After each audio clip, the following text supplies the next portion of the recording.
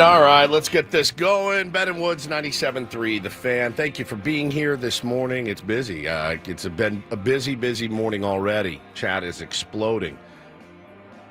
I don't want to minimize. I mean, one game, though, in June. So I'm the overreaction from my part at home, the overreaction from the Padres fan base, the Dodgers fan base, too. I mean, I know we always get accused of it being our World Series.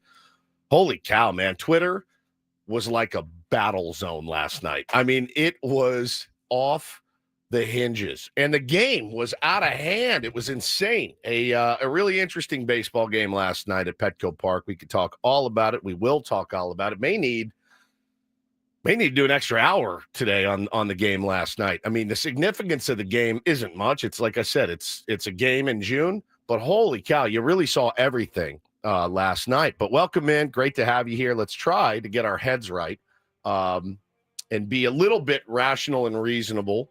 I think we can.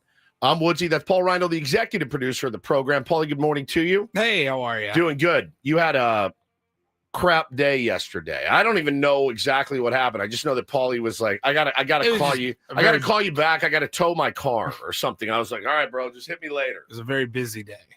Nothing bad. Nothing major. Yeah. Right.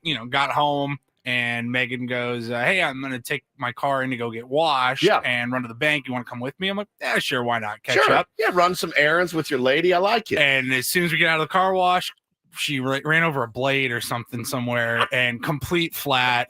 Oh my God. So then had to get the car towed, get the tire fixed.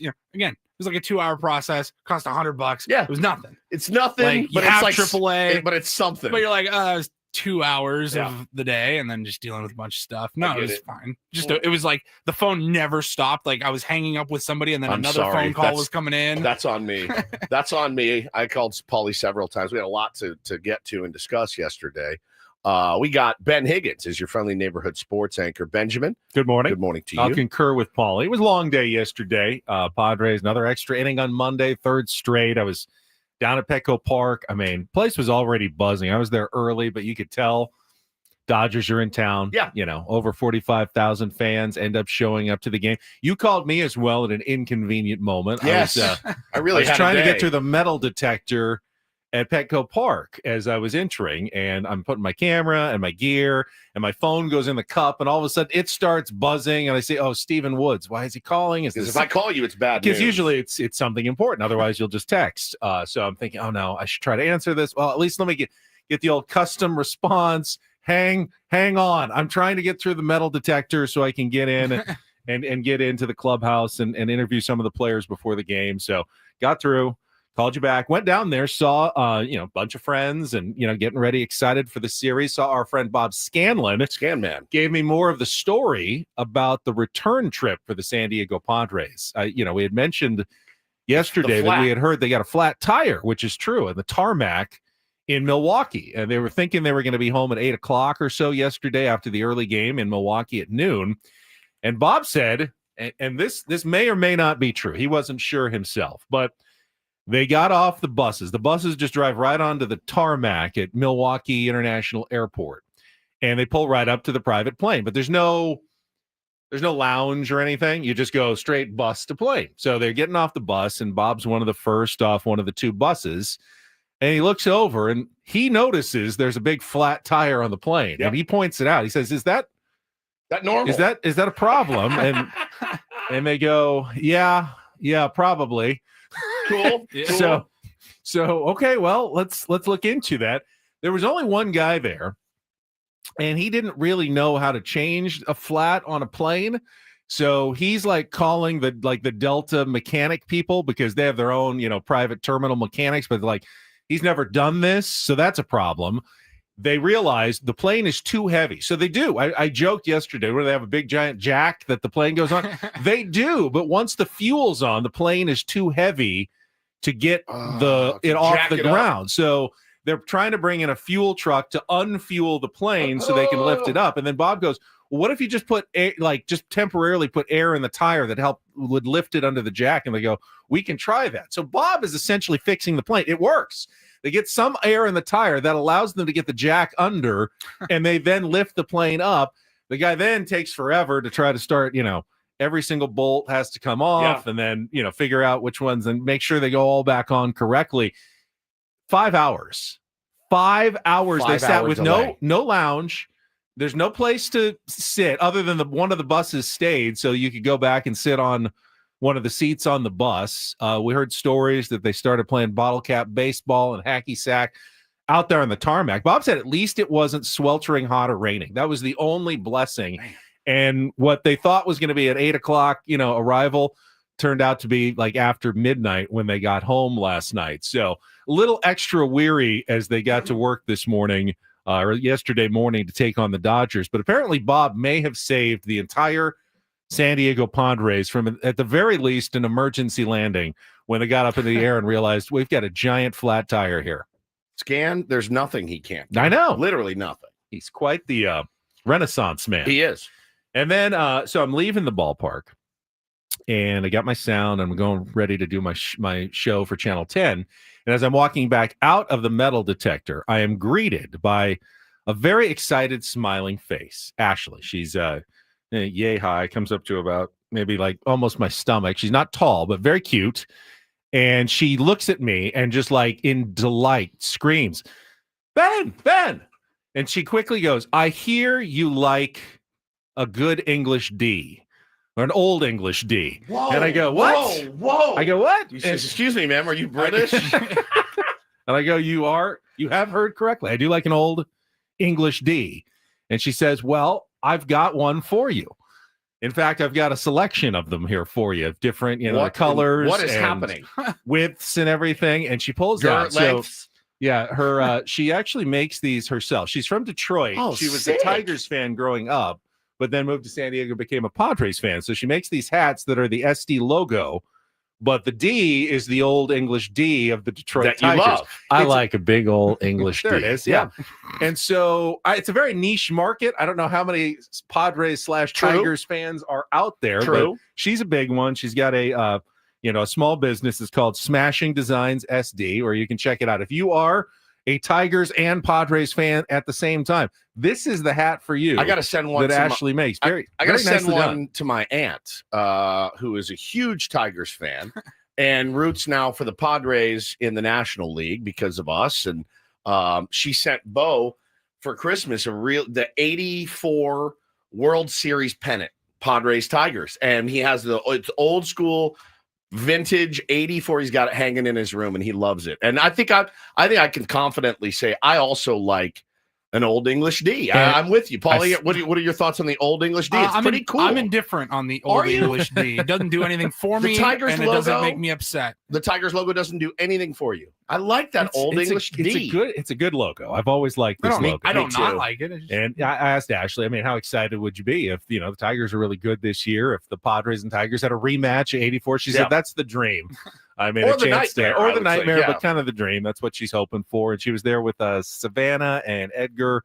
And I wanted to say hi, and I wanted to thank Ashley for the hat. Sweet Smashing Angel. Designs SD as I walked out of the park yesterday. Yeah, man. Rough one last night. Certainly. Give one to Jake Cronenworth. There you go. That's a good Michigan idea. Guy. Thank you, Caitlin. That's actually a really, really good idea. That's a really, really good idea.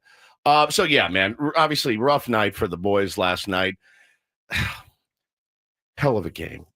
Hell of a game. You really got a little bit of everything. You really did. And I was on Twitter last night, as I usually am. And I don't know, man. I think, after 15 years on the radio, you'd like to think, I think that most of our audience can get my sense of humor. And it's pretty dry. It's very sarcastic. So Nikki P gives up 2 runs in the first, and I tweet, lights too bright, sadly. Obviously, I know you got a lot of ball game left, right? You got a lot of ball game left. I'm not serious. You guys know me. Nikki P, huh? I don't know that anybody wants to hear from Xander Bogaerts right now, Paulie. I think maybe wipe that from the coffers, maybe forever. Well, if that's the case, I gotta wipe pretty much everybody's. You gotta wipe a lot out. Yeah, which is kind of what some of the fan base wants to do. They want to gut this roster and start over clean today.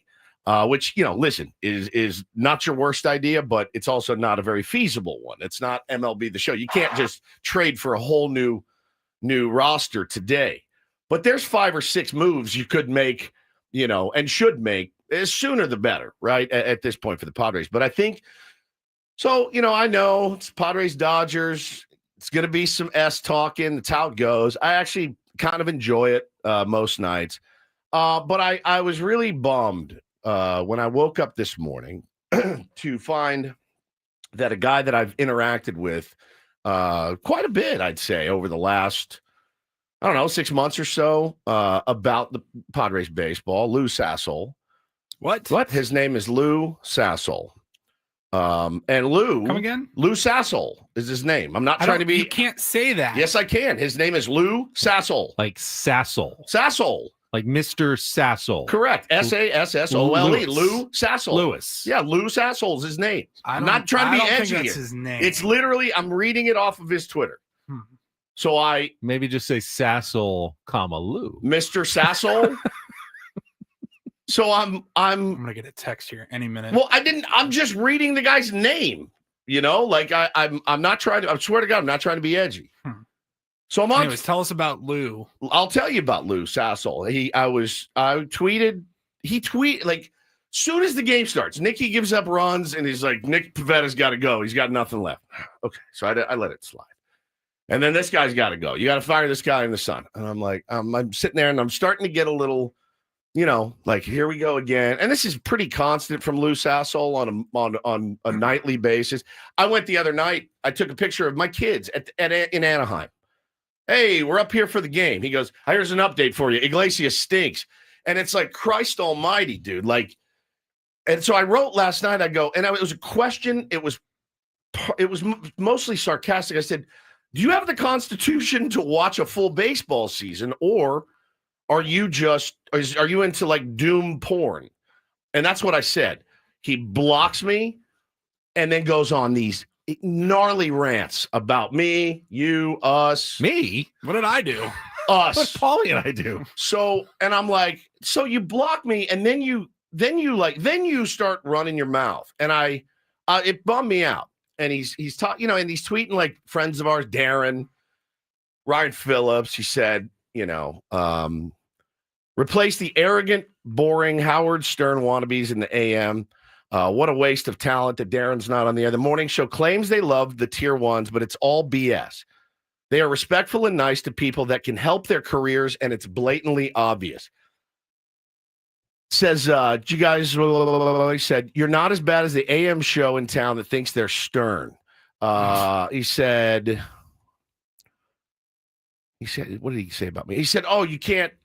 He said, Woods, here we go. Don't tell Stephen Woods that. He'll tell you don't have the Constitution to watch baseball. I asked him, do you have the Constitution for this? Because every night, Lou Sassel, all you do is just doom tweet. And I said, buddy, like I'm with you here. Like I think there need to be changes too, Lou Sassel, but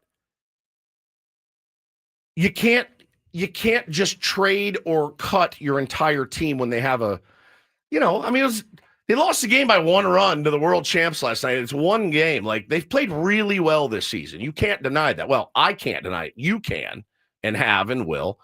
And it's just one of those doomers that it's like, bro, I don't know what to tell you here. Like the fact that if you say we don't love our tier ones is insane. That's insane. I don't ever look at us either as what's the word I'm looking for? Opportunistic about our tier ones. Like we love our tier ones. We do a lot for them, with them. Try at least. Try, dude. Exactly. And I'm sitting there going, man, I don't like to be painted with that brush at all. Not even a little bit, especially by Lou Sassel on Twitter. But again, he blocked me and then went. And the thing is with Twitter now, you can see when people block you, everything they say. So I wrote him a DM this morning. I go, Lou Sassel, that's garbage what you're saying. That's garbage. That's trash. You blocked me. It's weak. And I don't know. I'm pissed at myself that I let Lou Sassel get under my skin last night. But he pissed me off. It pissed me off. So anyway, I'm not real happy with Lou Sassel right now. I'll tell you that right now. I'm not happy. Adam says he'd like to see you at his desk after this segment. Fine. Suspend me. At this point, I'm over it. was pretty. Hey, did you really say Lou Sassel I did. 69 times That's this morning? the guy's name, dude. Anyway, good time to remind the tier ones that Saturday at 11 a.m., the mental health group for men that I started is going to be going down at the sanctuary at Lost Abbey at 11 a.m. Come talk about your mental health. I'll be an ear for you. Aren't you just doing that because it's advantageous to you or can help your I make so your much career? I make so much Sure. money off of it. The time away from my family on a Saturday. Don't tell me you're just doing this to try to, help people in San Diego and, be a good community member. Obviously, that's not something you would do. Well, so. It's $100 to get in. That's a new thing that I'm doing. It's $100, and you have to bring me some Bitcoin as well. No, it's something that I really believe in and clearly could use right now because I'm about to snap. But yeah, it just pissed me off. Like let's have a conversation. Plus, I was joking with the guy. And I pissed Lou Sassel off, and Lou Sassel pissed me off. I do think that certainly the games against the Dodgers get some people on edge. On edge, when you're you got Padres people fans. people losing their mind. Yeah, I mean, and it's a good thing that this rivalry has gotten to these levels. I saw national people tweeting yesterday. This is the best rivalry in baseball. Maybe one of the best rivalries now in all of sports. Padres Dodgers is must watch every time they play, every regular season meeting, obviously every playoff meeting is absolutely must watch. But for a sport like baseball, where you said it is just one game in June, it raises the stakes to untenable levels like every time they play. And we all get really emotional. I was talking with AJ Cassavell in the clubhouse as we were kind of waiting for players. And he said, you ready for overreaction week? I mean, 7 games against the Dodgers, one way or the other. If the Padres go, 5-2, and we've seen it in the past. Yeah, all the beating of the chest, and this team's going all the way. And if they go 2-5, it's over. The season's over. Let's make some changes. And you really can't think that way over the course of a baseball season. As you said, it's just a game. It's a one-run game, another one-run game as the Padres continue to play an seemingly unending string of one-run games every single night. And it's just adding to, I think, the collective stress level of the San Diego Padres. Well, and again, this is the other thing that bugs me like crazy. And I know it shouldn't. And I've gotten better, but I have my weak moments. Yes, we work on 97.3 The Fan, home of the Padres, right? So, you guys won't be honest. Bro, I'm telling you, Xander Bogaerts is terrible. He's a terrible baseball player right now. I feel less confident when he strides to the plate. I'm trying to think, who have I felt less confident about coming through in their time here? He may be number one. I always believed in Hosmer. I did. I always thought Hosmer would, the guy at least smokes the ball. Yes, it's on the ground, 90% of the time. But I don't feel any sort of confidence for him to come through in a big spot. Now, prove me wrong today and great, and I'm an idiot on the radio. That's fine. But, man, it's bad. Luis Arraez, bro, I think we all got to take him to the woodshed this morning a little bit. I think you guys have convinced me that my original take when I got in here this morning was probably off. I think Luis Arraez, my opinion, but I think he made the biggest mistake of the game. And that includes 100%. Adrian Morejon's error, a pop-up that landed for no one. I mean, it was not the sharpest of games, but I thought what Luis Arraez did, we'll talk about it, in the 9th inning. It's inexcusable. Was pretty inexcusable. And I have not heard a quote from him or Mike Schilt, so I will certainly remain open-minded if there's something I may have missed as a baseball fan. But we'll talk about why I thought you absolutely had to take that pitch and let Fernando Tatis Jr. try to steal second. Now, it may not have changed the outcome of the game. It's baseball. I have no idea what's going to happen after that. But to me, strategically, 100% there. You let Tatis try to steal second, get into scoring position so you can score him with a single. 100%. And we can go through the circumstances and the situations of what happened late in that game. But when it's a one-run game, you look back at a lot of plays. Yeah, you look back at that call against Manny. There were so many things that went against us last night. Obviously, some of it of our own making. I'm not coming in here today to blame the umpires for that loss. Nor did Schilt. You make your own luck a little bit in this game, and the Padres didn't do it. And they just have too many holes right now, Benny, that they need to address. And I understand why they haven't. Like, has anybody seen a move in the last few weeks that you went, oh, that could have been us? And don't give me Austin wins, right? Like, come on. Give me something. David Peralta. The guy is at home playing Xbox. Nobody has gone after David Peralta. There's a reason for it. If he could help a big league team win right now, he'd be on a roster. I think they've squeezed all the juice out of David Peralta. Who do you want that another team has gotten in the last few weeks to improve this roster? I'm not saying it can't be done, and I'm sure these cats are working on it. We know they are. We've asked them. They said they are. Got a lot of Padres-Dodgers talk coming up this morning. We'll break down what it's going to look like over the next 3.5+ hours. Give you the menu for the show. Don't go anywhere. Quick check of traffic here with Kelly Danick on 97.3 The Fan. From the 855 Get Ross Traffic Center, protecting San Diego after accidents or injury, here's Kelly Danick. Good morning. After a bit of a foggy start around various parts of the county, but that is your only problem right now. No incidents or accidents to report. No other surprises. I'm Kelly Danick with Ben & Woods, San Diego's #1 sports station, 97.3 The Fan.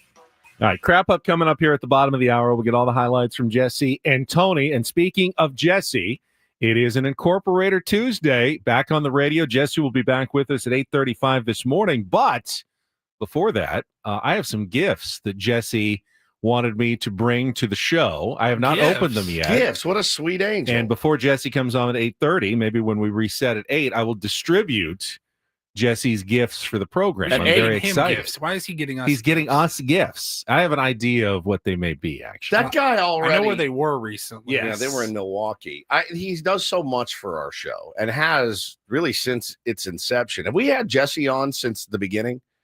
Certainly since the beginning of our 97.3 tenure. Yeah. I mean, like the next week. Well, I mean, I interviewed him. But we had him on. I interviewed him at times. the old station. Yeah. I did remember Woods with Friends, my very short-lived podcast. Do you remember that? Yeah. Terrible. But he was like my first guest, and he was phenomenal. Phenomenal. Jesse's been doing stuff for us for years. We need to take him. We've taken him out to dinner. We need to take him out to a nice dinner, a fancy dinner, and really take care of him. It's very difficult to do in season.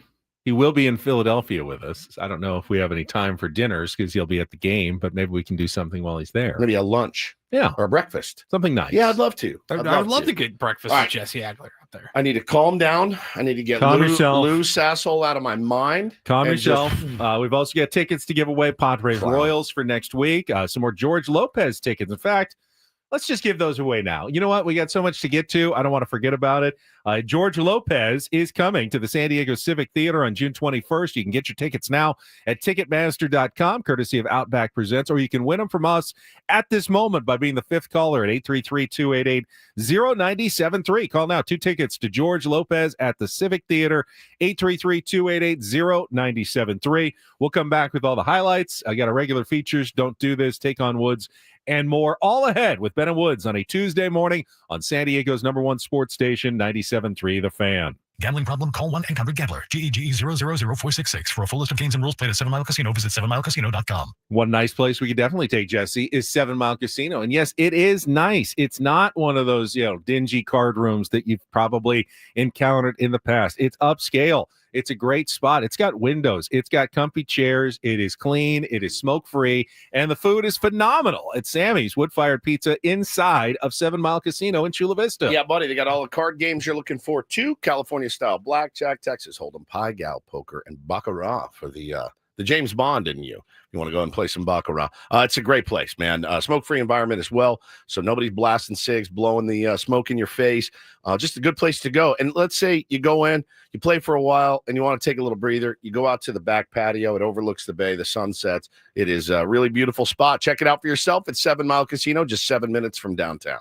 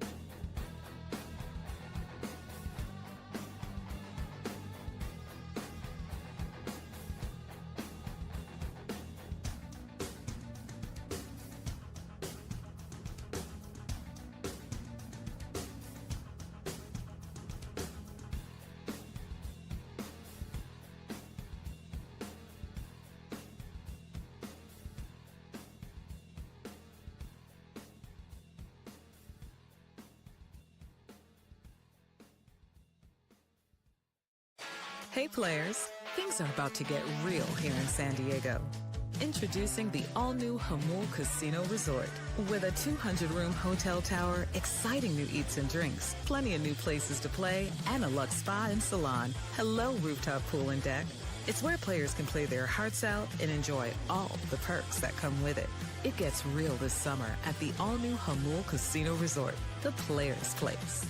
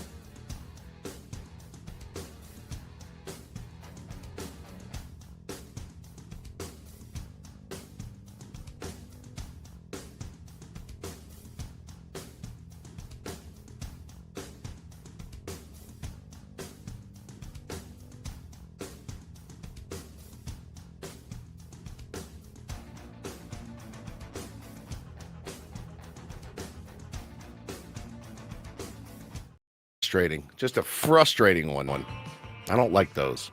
I'll take a loss. The losses are fine. Yeah, you're going to have a bunch of them. You know what? 60, win 60, lose 60. What do you do in between? I hate that logic so much because it's perfect. It makes so much sense. It makes way too much sense. And it simplifies the long season of baseball. You're like, we really could do a 60-game season. That's really literally all it comes down to. Yeah. Because every team will win 60 and lose 60. Yeah.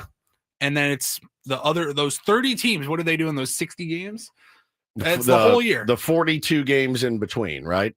I do think that while that has always been the logic, I mean, that was one of the in-between games in my mind. You know, games that could go either way. And the Padres play way more of those, I feel like, maybe than other teams, or at least way more than they used to. They've won. They're the second best team in baseball in a one-run game. Second best team in baseball. Yeah, they're doing well game. in those middle games. They don't get blown out much. They don't blow out people much. It used to be like, 60 games you'd win easily. Like you'd win 6-1, you'd win 8-2, and 60 games you'd lose like 5-0 or 7-0, and then the close ones in between determined your season. Mm-hmm. The Padres don't play any of the games other than the close ones in between. I'm telling you, you're right. They're all these games. But they, again, I guess the only good thing I can say about last night's game is they're a really good team.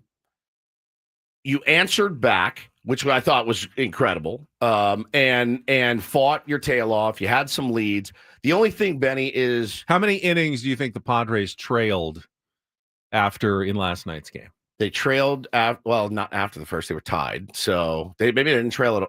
Not one. The 10th. That was the only inning they trailed after. They actually were leading or tied after every inning of that game, except extra inning. Yeah, I mean that was as close as a game is going to get in a Major League Baseball game. Yeah, sorry. The best 50. Every team wins 50, loses 50, and there's 60 in the middle. It can be either way. It used to be no one lost or won 100, so you could say honestly it was 60. Now there's a little more bad teams, so it's more like 50-50. But it works either way. It's the same logic. But I think, you look at it and you go, man, we played like absolute dog ass last night. Terrible. I mean, they played terrible. Defense was bad.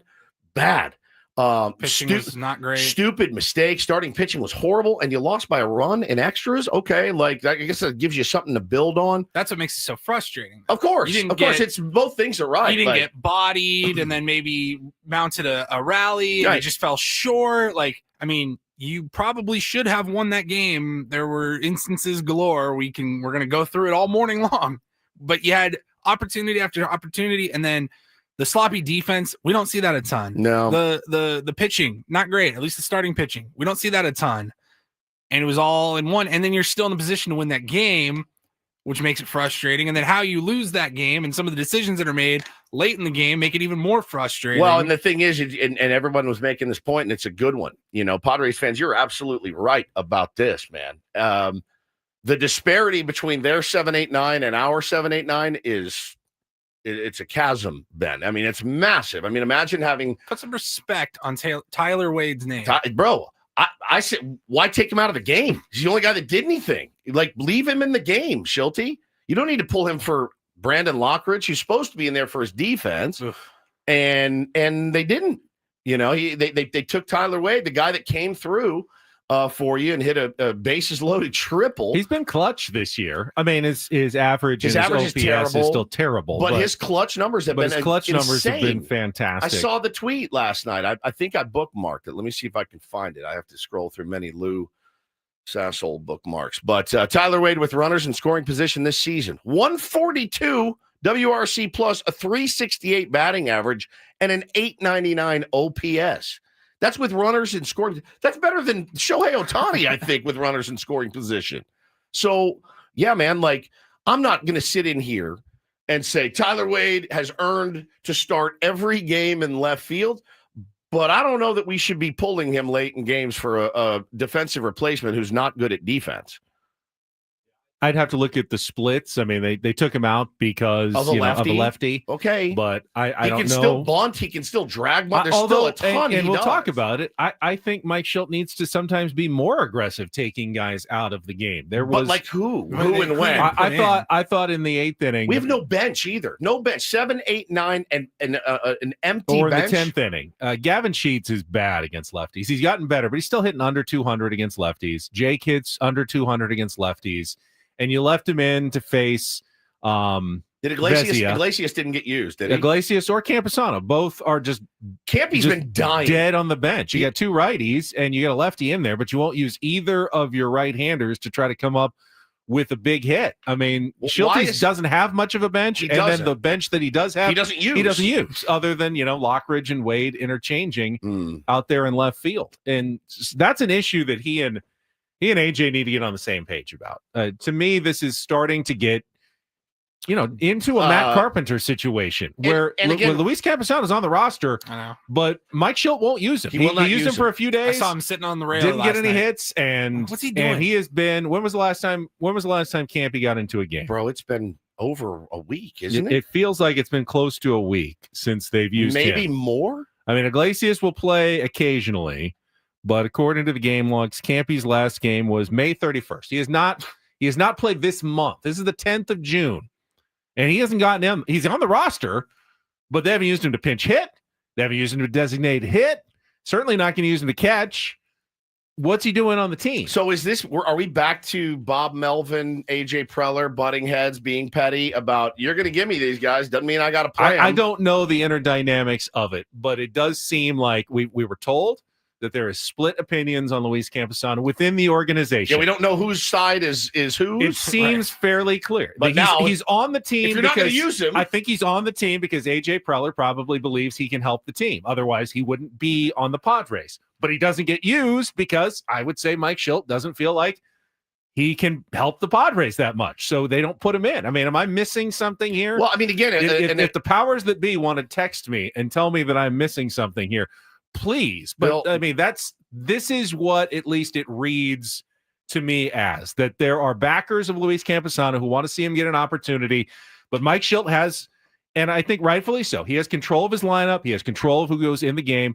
AJ Preller's not going to go down that road of trying to mess with his manager. He trusts Mike Schilt. He does. And Mike Schilt doesn't want to put Luis Camposano into games. I mean, yeah, simple as that, right? You could go Iglesias for Cronenworth off a lefty. Now they may counter. I don't know how many guys the guy faced and all that, but Iglesias, it's easy. You pinch hit him and then he goes into play second base. But yeah, to not use your bench. And I get it. Campy has a 0.00 average. I'm not saying he's the savior of this season or should be starting every day. Yeah. But you only have 26 players on your roster. You got to use them. And if you're not using one of them, two of them, mostly. Yeah. I mean, you're kind of hamstrung. Yeah. And I don't know if that's an AJ issue. It's a Mike Schilt issue. It's the same. It's together. But that's how I'm reading the situation. And Campy, crushed at AAA, has not ever, he's had some streaks in the big leagues where he's had some decent numbers. Why is he here? Why is he here right now? If he's not going to help your bench at all, I mean, bring up Trenton Brooks, give him a chance then. Someone else from AAA, bring Tirso back, someone else. If you're taking away an entire roster spot at this point, nothing in this month. Larry says, "Where's Higgy?" Sitting in Texas. Yeah, Higgy's batting about $180. I think he's got one homer, but much more expensive. Much more expensive. But again, I mean, if you're not going to mix and match down the road in a game, play. He loves matchups, but didn't play any matchups last night. I can live with it. I can live with it. And I can understand wanting to keep your best players in the game. Don't pull Sheets. He can give you a big homer later. Yeah, don't pull Crony. I get it too. But the Padres have a weakness right now. When the lineup as they have constructed, about 7 weaknesses. They have a number of them, but I tweeted about the one last night. When you've got Sheets, Bogarts, and Cronenworth coming up, two lefties and a punchless righty right now. You put in a decent lefty in reliever like Vezia, it's easy money for the other team. It's the easiest inning Dave Roberts had last night. Oh, Sheets, Bogarts, and Cronenworth, and Mike Schilt's not going to pinch hit for any of them. Here's Vesia, and go take your best chances because the Padres are probably not going to get any runs or put together a rally in a situation like that. It's a glaring weakness to go along with the end of the lineup, just offensive weakness that the Padres have. A lot of strengths on the Padres as well, but there are some weaknesses that must be addressed between now and the trade deadline if they really want to be a contender for a World Series. No question. And again, I do think, and I don't think I'm an idiot for saying this, I do think they are trying to address them. I do. I think they're trying to address them. I don't know who they're talking to. I don't know what is in the works. I don't know how heavy it's going to get, but I do believe there are upgrades out there that can help your team today. Can they stay afloat for another 6 weeks to the deadline? That's the thing is, can they fight and battle and stay around 8 to 9 to 10 games over 500? All right, let's as fans, if we get to the deadline and we're 8, 9, 10 games over 500, you're happy with that effort? I am. That'd be about 500 ball for me here to the deadline. Well, I'm absolutely happy with that. And then you have you're 8, 9, 10 games above 500 at the deadline. Then you go and make your moves when teams are really forced to sell players. Fine. No, I'm not saying but that. Can you do it? You rush out and make a bad deal right now. Right. You wait for the right deal to present itself, and if AJ's being patient, that's a decent strategy. But until then, we're gonna have to watch the same scenario play out in the bottom half of the lineup. It's tough. It's a tough watch. And last night again, you're not really set up great for today either. You're just not. As far as bullpen wise, you played that game. Nor are the Dodgers. But I think they're actually going with a bullpen game today. We still haven't heard what their plan is, but I would imagine you'll see Ben Kasparius and guys like that. He's really, really good. They're better set up than us, Ben, because they have a guy that can give you length and girth in their bullpen, a bulk guy. We've got Dylan Cease on the bump. Now, I mean, that would be a day. Dylan Cease does a great game. An 8-inning performance by Dylan Cease would solve just about everything. But that, today. How do you count on that? How do you count on that from Dylan Cease with what you've seen this year? We've got to get to our Padres crap up, get the highlights from Jesse and Tony. It's going to take more than a segment to go through this game, obviously, but we'll start going kind of inning by inning through it next after traffic here on 97.3 The Fan.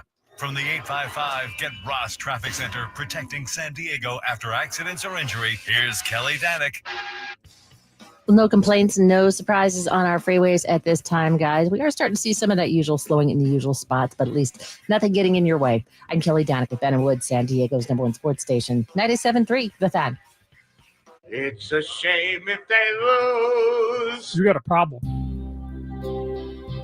Oh, a shame indeed. I couldn't agree more. Here are the lowlights from yesterday's game. What the heck happened? Are you kidding me? Can't even believe it. It's the Padres Crap up. presented by Hamul Casino. Things are about to get real with the all-new Hamul Casino Resort with gorgeous rooms and exciting new eats and drinks. It gets real this summer at Hamul Casino Resort, the player's place. We'll give it 16 minutes of salt, and then we'll, get back on the pump and figure it out. 2-2 is in the air down the right field line. That's a fair ball. Going to give the Dodgers the lead.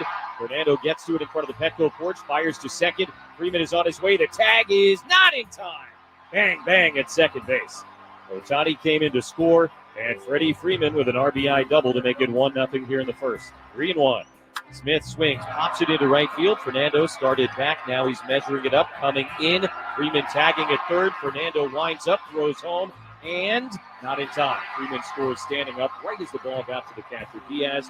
A sacrifice fly for Will Smith, and a 2-0 Dodger lead. They take their leads at first and second. The 1-0 to Machado is hit on the ground. Fair up the first baseline into right field. That'll roll to the corner. Fernando has scored. Arraez is being held at third. Manny into second with an RBI double, and it's 2-1. 1-0 to Merrill. May kicks and deals. Jackson swings, lines it into center field sharply. Kim is back, and to his right he makes the catch. That'll tie the game as the throw goes into third base. Arraez crosses the plate. A sacrifice fly for Jackson Merrill, who's all fired up, going into the Padre dugout for high fives, and it's 2-2 here in the first. Tatis takes off on the first pitch, up and away. Smith throws down to second base, off the glove of Betts, and it trickles out into center field. Cronenworth will come in to score. Fernando into third, and a run-scoring error committed by the Dodger catcher gives the Padres the first lead of the night. It's 3-2. Swings at the pitch, sends it in the air to deep left field.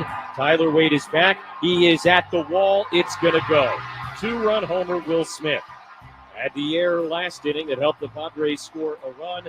Now his 6th home run of the season, and the Dodgers hop back on top. It's 5-3. They said, here's the pitch. Wade swings, hits it in the air to right center field. Hernandez was shallow. Long way to go, slides. Can't make the catch. Machado has scored. Merrill has scored. Xander is on his way. And Tyler Wade, a bases-clearing triple to put the Padres back in front. It's 6-5. Swings here, lines it sharply fair. Out the right field line into the corner. That'll tie the game.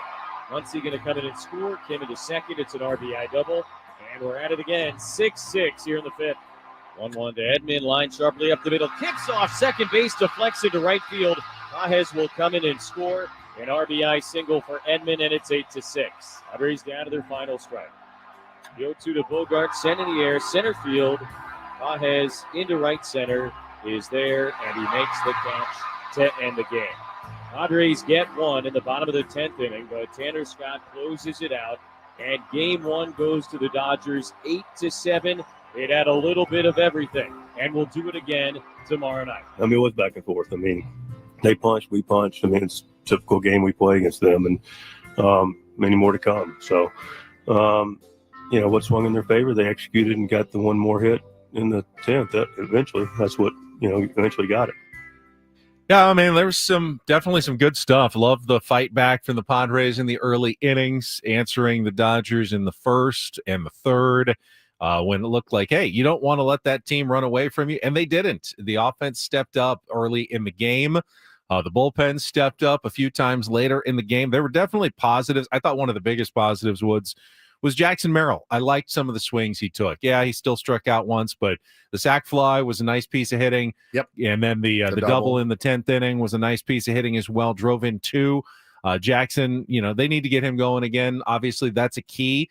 The home runs he hit last year, what did he end up with? 25 home runs last year. 24 sounds right. Sitting there at 5 or whatever he's got this year. They need that again from Jackson Merrill. Still haven't seen quite the power, but definitely liked some of the swings we saw. Manny remains hot. I liked Fernando laying off some pitches and drawing a couple of walks. They say you can't walk your way out of a slump, but certainly better than chasing pitches out of the zone and striking out. So I like the discipline we saw from Fernando Tatis Jr. There was definitely some positives in that game last night for the Padres. Yeah, absolutely. I mean, you can find positives in any baseball game you play. And you can certainly find a lot of negatives from last night. Just again, you can't afford to be sloppy against that team. You give them a chance to take advantage, and they will. And Wandy Peralta last night coming in, because you've used all of your high leverage guys. Wandy Peralta's got to come out and pitch the 10th, and I think Wandy is capable of doing some good things. I don't know that he's my guy in the 10th inning, but you're kind of forced into action there if you're Wandy Peralta. Threw 2 pitches, Benny, that were just hammerable. Now I get it. Lockridge, crap route to that ball. That ball was smoked. That ball's got to be down. It was right down the middle. And then I understand it hit the bag at second base.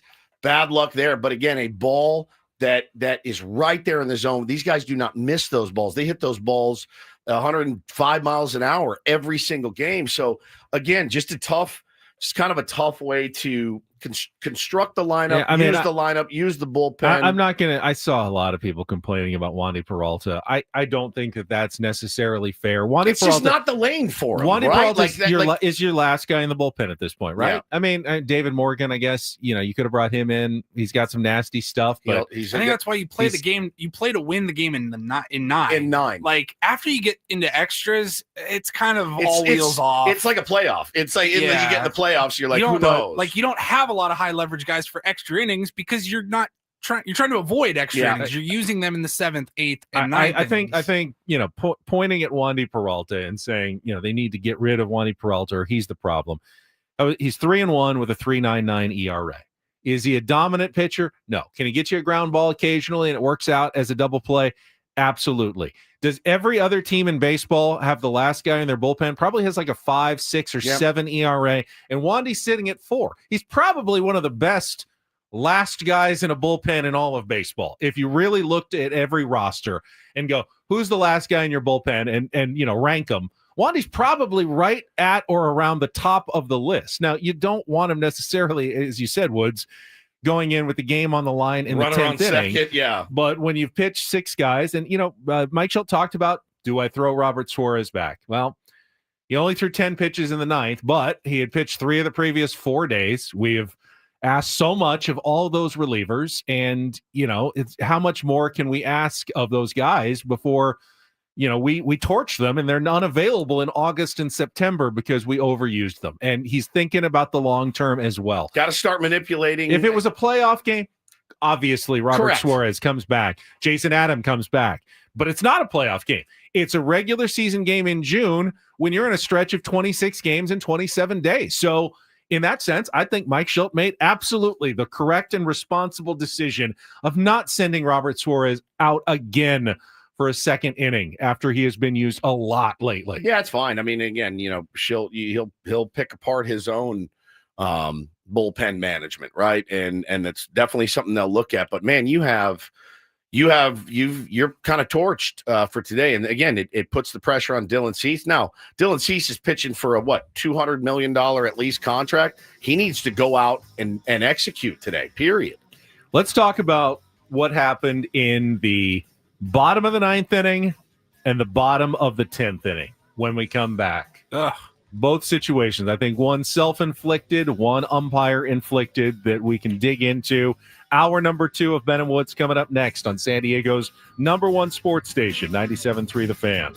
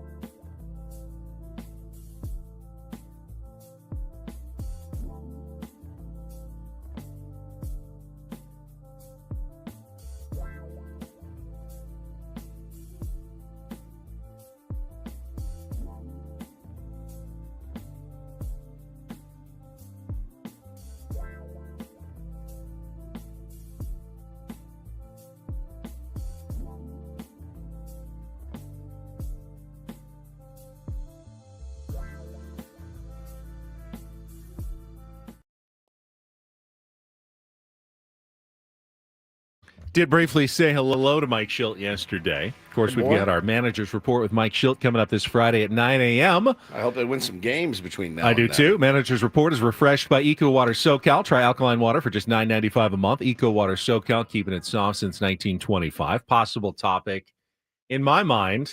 I'm curious how this played out, and maybe, well, definitely Mike Schilt will protect his players because that's what he always does. But I am curious if I could know the real story of the bottom of the ninth inning. Sure. So game is tied at 6. Robert Suarez just got through the top of the ninth. I think we all know you don't want to go to the 10th if you're the Padres. You want to end it right there. Don't give the Dodgers another chance. Even at the bottom of their lineup, dangerous. Don't give them another chance. Find a way to score a run. Quickly, though, 8-9 hitters. Padres go down. So you got 2 outs, nobody on. And Fernando Tatis Jr. works his way on with a walk, a 2-out walk. He is facing, who's in the game for the Dodgers at that point? Yates, Kirby Yates, right. So Luis Arraez comes up. Now, with Tatis on first, it's not impossible that Luis Arraez can bring him home.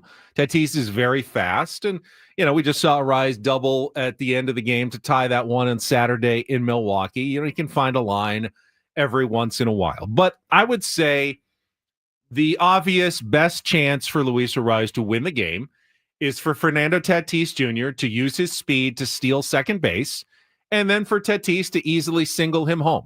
In fact, I have, even with Arraez slumping, and he's hitting like 210 in the month of June here. It's not good. But even with Arraez slumping, probably no one I'd rather have up in the game who needs a single. All you need is a single, then give me Luis Arraez every day of the week. Yep. That's who I want up there. So if Tatis gets to second, then you've got a chance with Luis Arraez, the best singler in all of baseball, to win the game for you. It's a pretty good situation to be, honestly, if you're the San Diego Padres. This is how Mike Schilt kind of wants to draw it up. The right guy at second with the right amount of speed and the right guy at the plate for a single. Certainly it worked out. It would have worked out perfect. Dave Roberts knows this. Kirby Yates knows this. So first pitch, they throw over to first. Tatis dives back. All right, they're watching for it, but hey, with the bigger bases and with Fernando's speed, sometimes you just can't stop it. Second pitch, first pitch, Fernando then takes off and gets a good jump. He is sprinting towards second. I don't know 100% that he's going to make it. I have a feeling he was going to make it.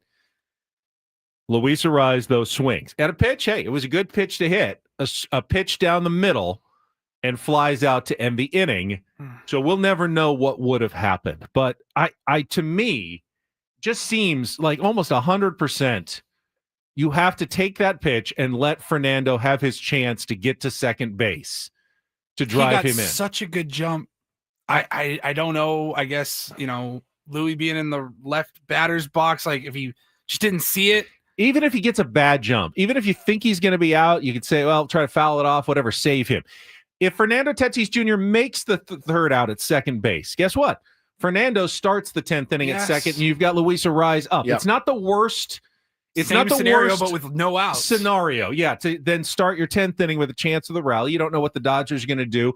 That's not the worst situation either. But now instead, Arraez flies out on the first pitch, and now he's the guy out at second base with less speed. Now, he did end up scoring on Jackson Merrill's double, but you needed 2 runs, and you didn't win that game. Why on earth Luis Arraez did not take that pitch? I mean, he takes so many first pitches. He's the best 2-strike hitter in baseball.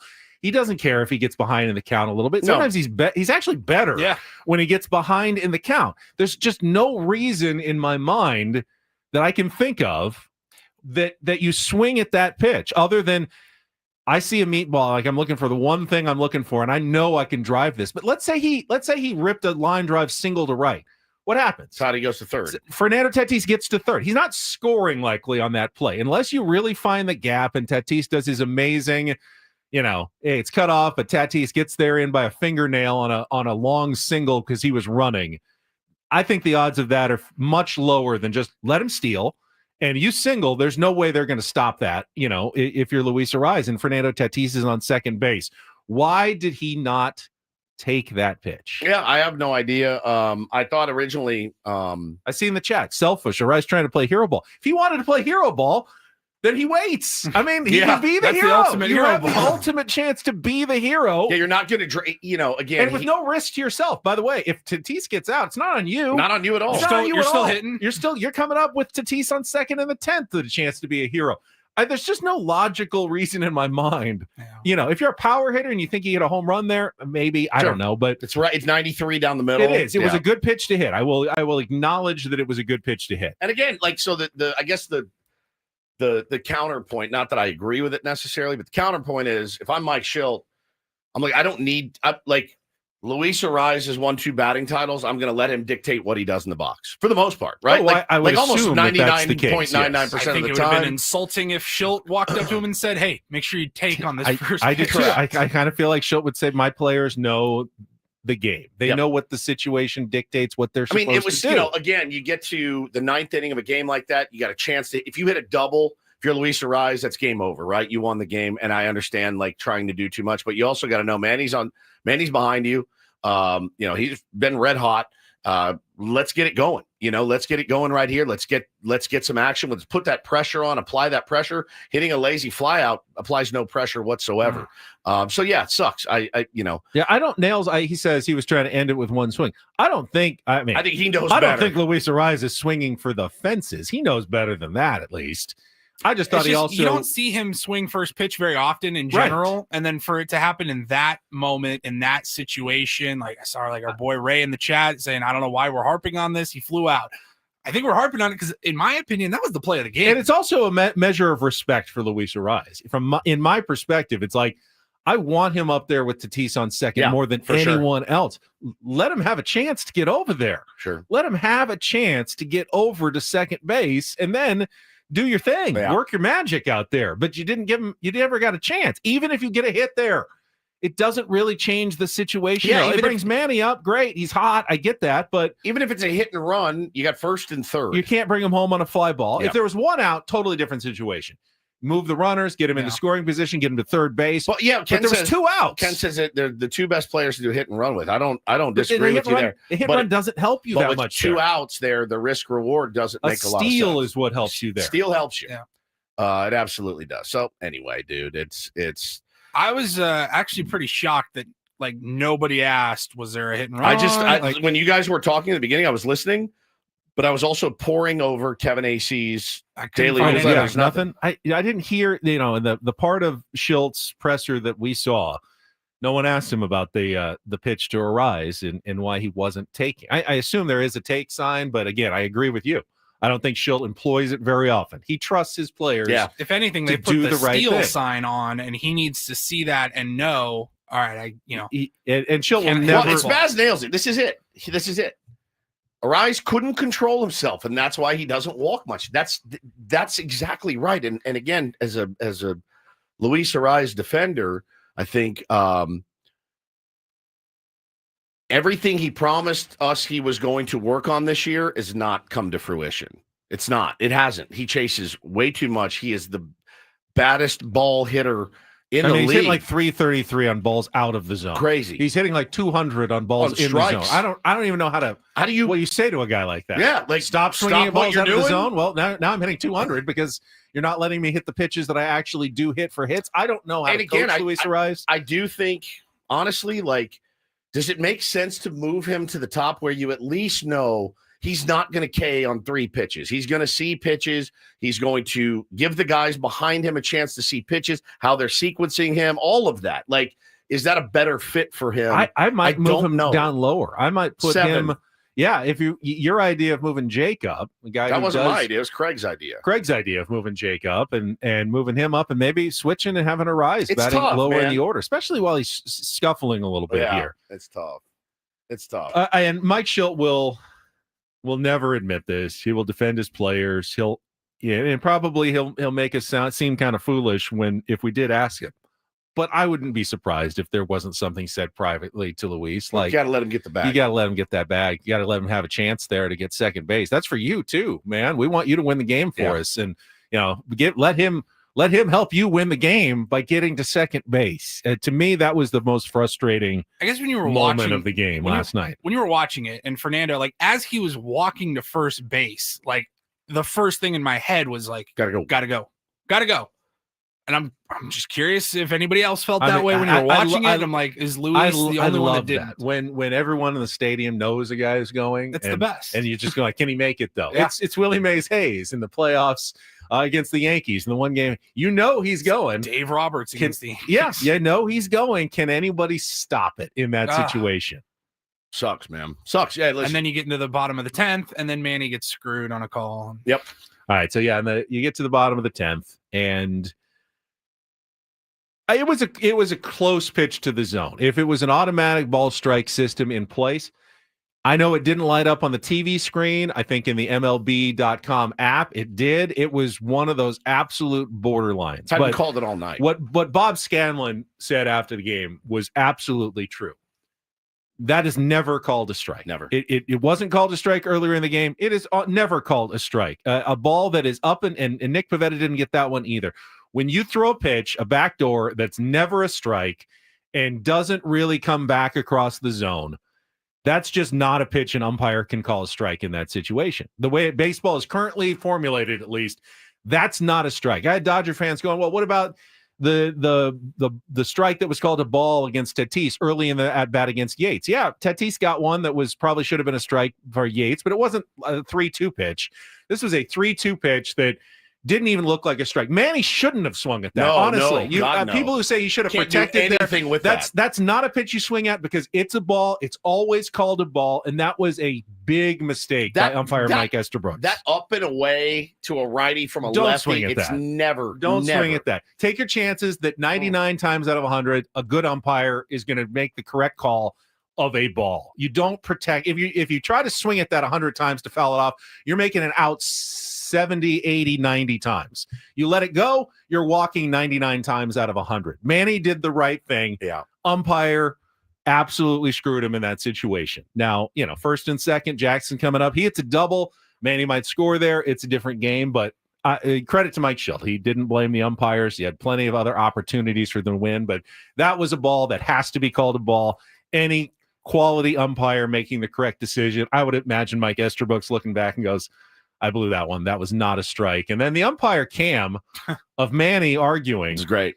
I hated umpire cam the entire game until that moment. Yeah. And then it was the best use of umpire cam I have ever seen. He is in his grill. CR in the chat says, I love you guys. You're out of your mind. 3-time batting champ sees the pitch to hit. Simple. I that was kind of my counterpoint. That being said, it was 3-time batting champ who almost never hits extra bases, and you can't win the game on an extra base. Correct. Like without an extra base hit. Yeah. 3-time batting champ knows if he gets the second, I can win this game with a single. Just to float one out there. It was not. He didn't have to. He wasn't in protect mode or anything like that. He wasn't trying to foul a pitch off. If it's any other inning and you're looking for a big inning, keep the line going. Yep. Hey, get Manny up, chance to hit a 3-run home run. No problem. You need one run to win the game. It is over. It's a very unique situation, but in that unique situation, I think you have to take that pitch. Got to take that pitch, and then you can win the game. We see that statue take that we talk about all the time. We see it all the time from him. First pitch just stands there, and you're like, this was the moment we decided not to do that? I don't know. It didn't make any sense to me. Yeah. I was scratching my head all night after that. Yeah, it's a bummer. It's a tough loss. Absolutely a tough foul. You got to flush it. You got to move on and go out and try to win a bullpen game today against the Dodgers, who have some pretty nasty dudes in their pen. You're gonna have to figure out how to construct the lineup, how to find the lanes. Dylan Cease has to go out and earn his money today. He has to. This is why he's here. Dylan Cease has to go out and shove. Last time Dylan Cease faced a Dodgers bullpen game, it did not go well. No. Now he was pitching on 3 days rest. None of it's gone well. But did not go well the last time. It's funny because you dread a bullpen game. When it's your team throwing a bullpen game, you always go, oh no, we got a bullpen game today against their ace. Somehow the other way around seems to, when it's the Dodgers doing a bullpen game, you actually worry about it more. Dustin May was probably the nastiest starting pitcher, at least they're going to face in this series. They got to him. They finally got to a starting pitcher early. It's too bad Nick Pivetta struggled as mightily as he did. Love what Nick Pivetta has done so far. He is a gamer, and he pitches so well with that extra adrenaline. I thought not going to be a I think problem it against hurt- the I think it Dodgers, hurt but him last it night. may have hurt him a little bit last night. I agree. Oh, frustrating. You know, I don't know that Nick Pivetta can get more amped up than he already was. Yeah. And he's facing a really, really No good doubt. They're a lineup. good team. You know, the Milwaukee Brewers hot, you know, their lineup is Dude, it's nothing easier to compared to the Dodgers navigate. lineup. It's easier to navigate the Sal Freliks Of course. and the Chad Durbins of the world than it is the Shohei. There's no Mookie, other Freddie. lineup in baseball like No. the Dodgers lineup. No question. It is the deepest, most terrifying. I mean, at the top, we know how good it is, but it doesn't really let up. Teoscar's struggling. He was the only guy who went 0 for Still yesterday, scares the but crap out of you. still can. Any one of those guys in that lineup can damage you in a big way at any time. Yeah, And the only lineup in baseball that they can say that. and you played like absolute ass, and you lost by 1 run, and you went to extra. So use it, build on it, whatever. Dylan Cease has got to, bro. He's got it's gut check time for Dylan Cease today. You need to win. You need to win. I know it's June, but it's a division game against your rivals, whatever. You got to go out and shove today. And they're throwing a bullpen game at you. This is where you earn your money today, Dylan Cease. 7, 8, whatever it may be. You got to shut these guys down as best you can. Defense has to play better. They have to. Yeah, if the Padres want to get where they want to go, they're going to need more from Dylan Cease. Bro, 1-5, 4.72 ERA. Paulie wrote on our notes here, the Padres are 5-5 in his last 10 starts. Honestly, I'm surprised. It's better than I thought. Feels like they just don't win any Dylan Cease starts lately. That's the grit squad coming through Yeah. in those 5 wins, man. It's certainly not anything Dylan Cease has done. So he's got to be better, man. He does. He's got to be better today. And again, hey, man, tough order. But these are the guys that you're going to have to go through if you ever want to hoist a World Series trophy. You're going to have to get through these guys. And you've done it. We've seen it happen. You can do it. You damn near did it last night playing a terrible game. And you did it with guys like Tyler Wade coming through for 3 RBI, right? You can do it. They're beatable. They're absolutely beatable. But when you're quote unquote ace with the best stuff potentially in baseball sometimes is what? 1-5 with a 4.79? That's not going to get it done. Nobody's going to win like that. Before everyone wants to hit the panic button, Padres lose. But at this time, what are they? 9 games above 500? Yeah. At this time last year, they were 35-35 on June 10th, and they were about to lose 5 of their next 7. So about to fall 3 games under 500. So they're still much better off than they were at this time last year. With a when healthier, they won 93 games. They had a healthier roster at this pitching point. rotation, Yep. yeah. And So- they've been doing this tough stretch of games without King, without Darvish, and Cease, and really without an effective Cease. And they're trying to tread water. That's what we said when it started. So far, so good. They've gone Giants, Brewers, Dodgers, 3 playoff contenders. They've gone 4-4 in those first 8 games. They've treaded water successfully so far. Can they keep it going? It's only going to get harder. It's just hard because you don't see a 10-game winning streak in this team. No, you don't see it. You don't need as long as you don't give a ton up. Correct. That's why you have to keep treading water. Yep. All right, we've got Don't Do This is coming up next. We'll take a quick time out. Then we will come back. I think we need to talk about one of the greatest catches I've ever seen. No question. Do this in our next segment. I mean, and what is wrong with catch probability? You've got to be kidding me. The whole thing needs to be abolished. That is today. coming up next with Ben and Woods after a check of traffic here on 97.3 The Fan. Quickly, gang, let me tell you about QC Kinetics and the great work that they're doing right now. Obviously, the big focus in America today is on your health. You're determined to look beyond pills, steroids, surgery to feel your best. So if you're in pain, you woke up this morning with joint pain. I mean, it's probably a lot of you that did. I know a lot of us do every day. You've done everything they've told you to do. The pain comes back. Look, don't give up. Call QC Kinetics today. Not quick fixes there. Revolutionary treatments that work to give your body long-term relief. You'll meet face-to-face with the QC Kinetics medical team. They'll explain how their regenerative treatments take your body's own healing power. They help heal and restore your damaged tissue. Well-respected protocols that include potent and powerful cellular level treatments. I've done it. I would not tell you to do it if I haven't done it myself, and that it works. It works. It has changed my life completely. QC Kinetics has helped tens of thousands of people like me right here in San Diego. They'll be honored to help you as well. Call them today. Find out if you're a good candidate. Consultation is free. 619-614-PAIN. 619-614-PAIN. Once again, 619-614-PAIN. It's QC Kinetics.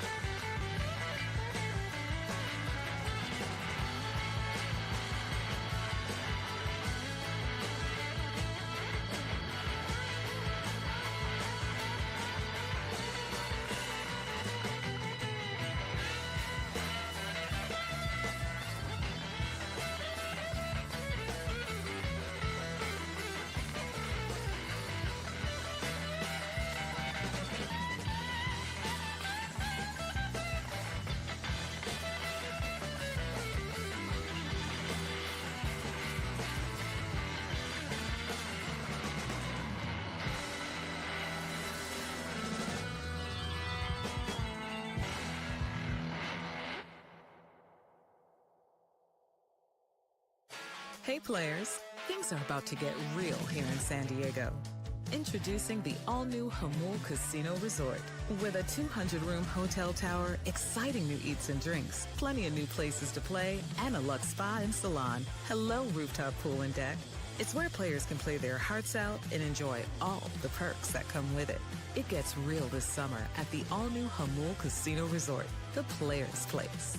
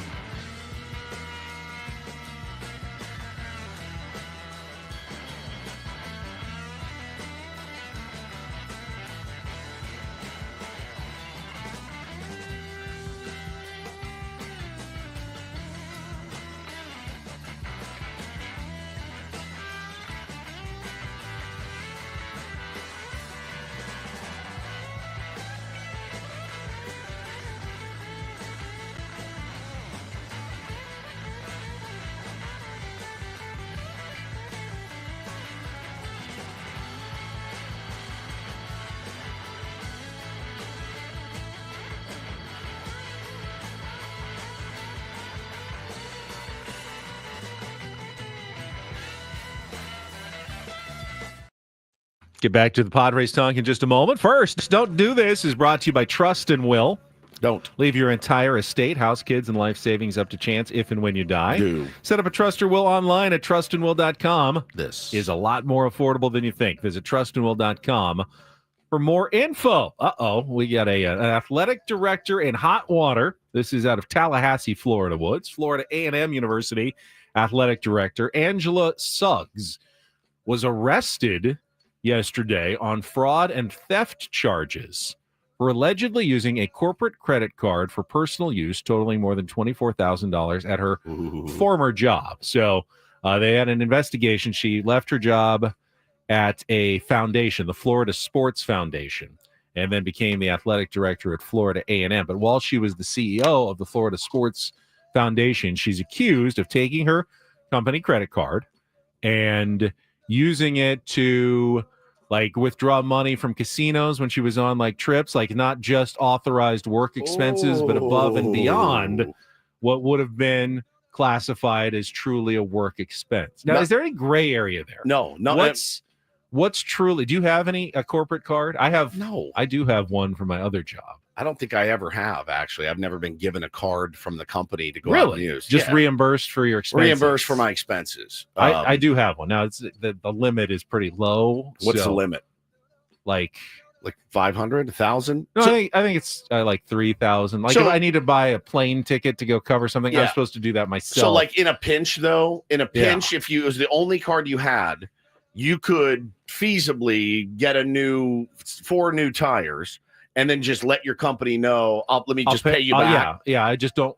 You just can't go to pay it discount off tires. myself, Yeah, and then I'll pay it off. I don't I'll say this is a personal expense. I don't think they want you to do that. No, but there's if it was an emergency, there's no gray. I told my boss that would be fine. There's no gray area of going to a casino. But when you're an executive, she's obviously a CEO, an athletic director, and you go and you travel. Should everything be covered? What shouldn't be covered? Your gambling money. Meals should be covered. Or your cash.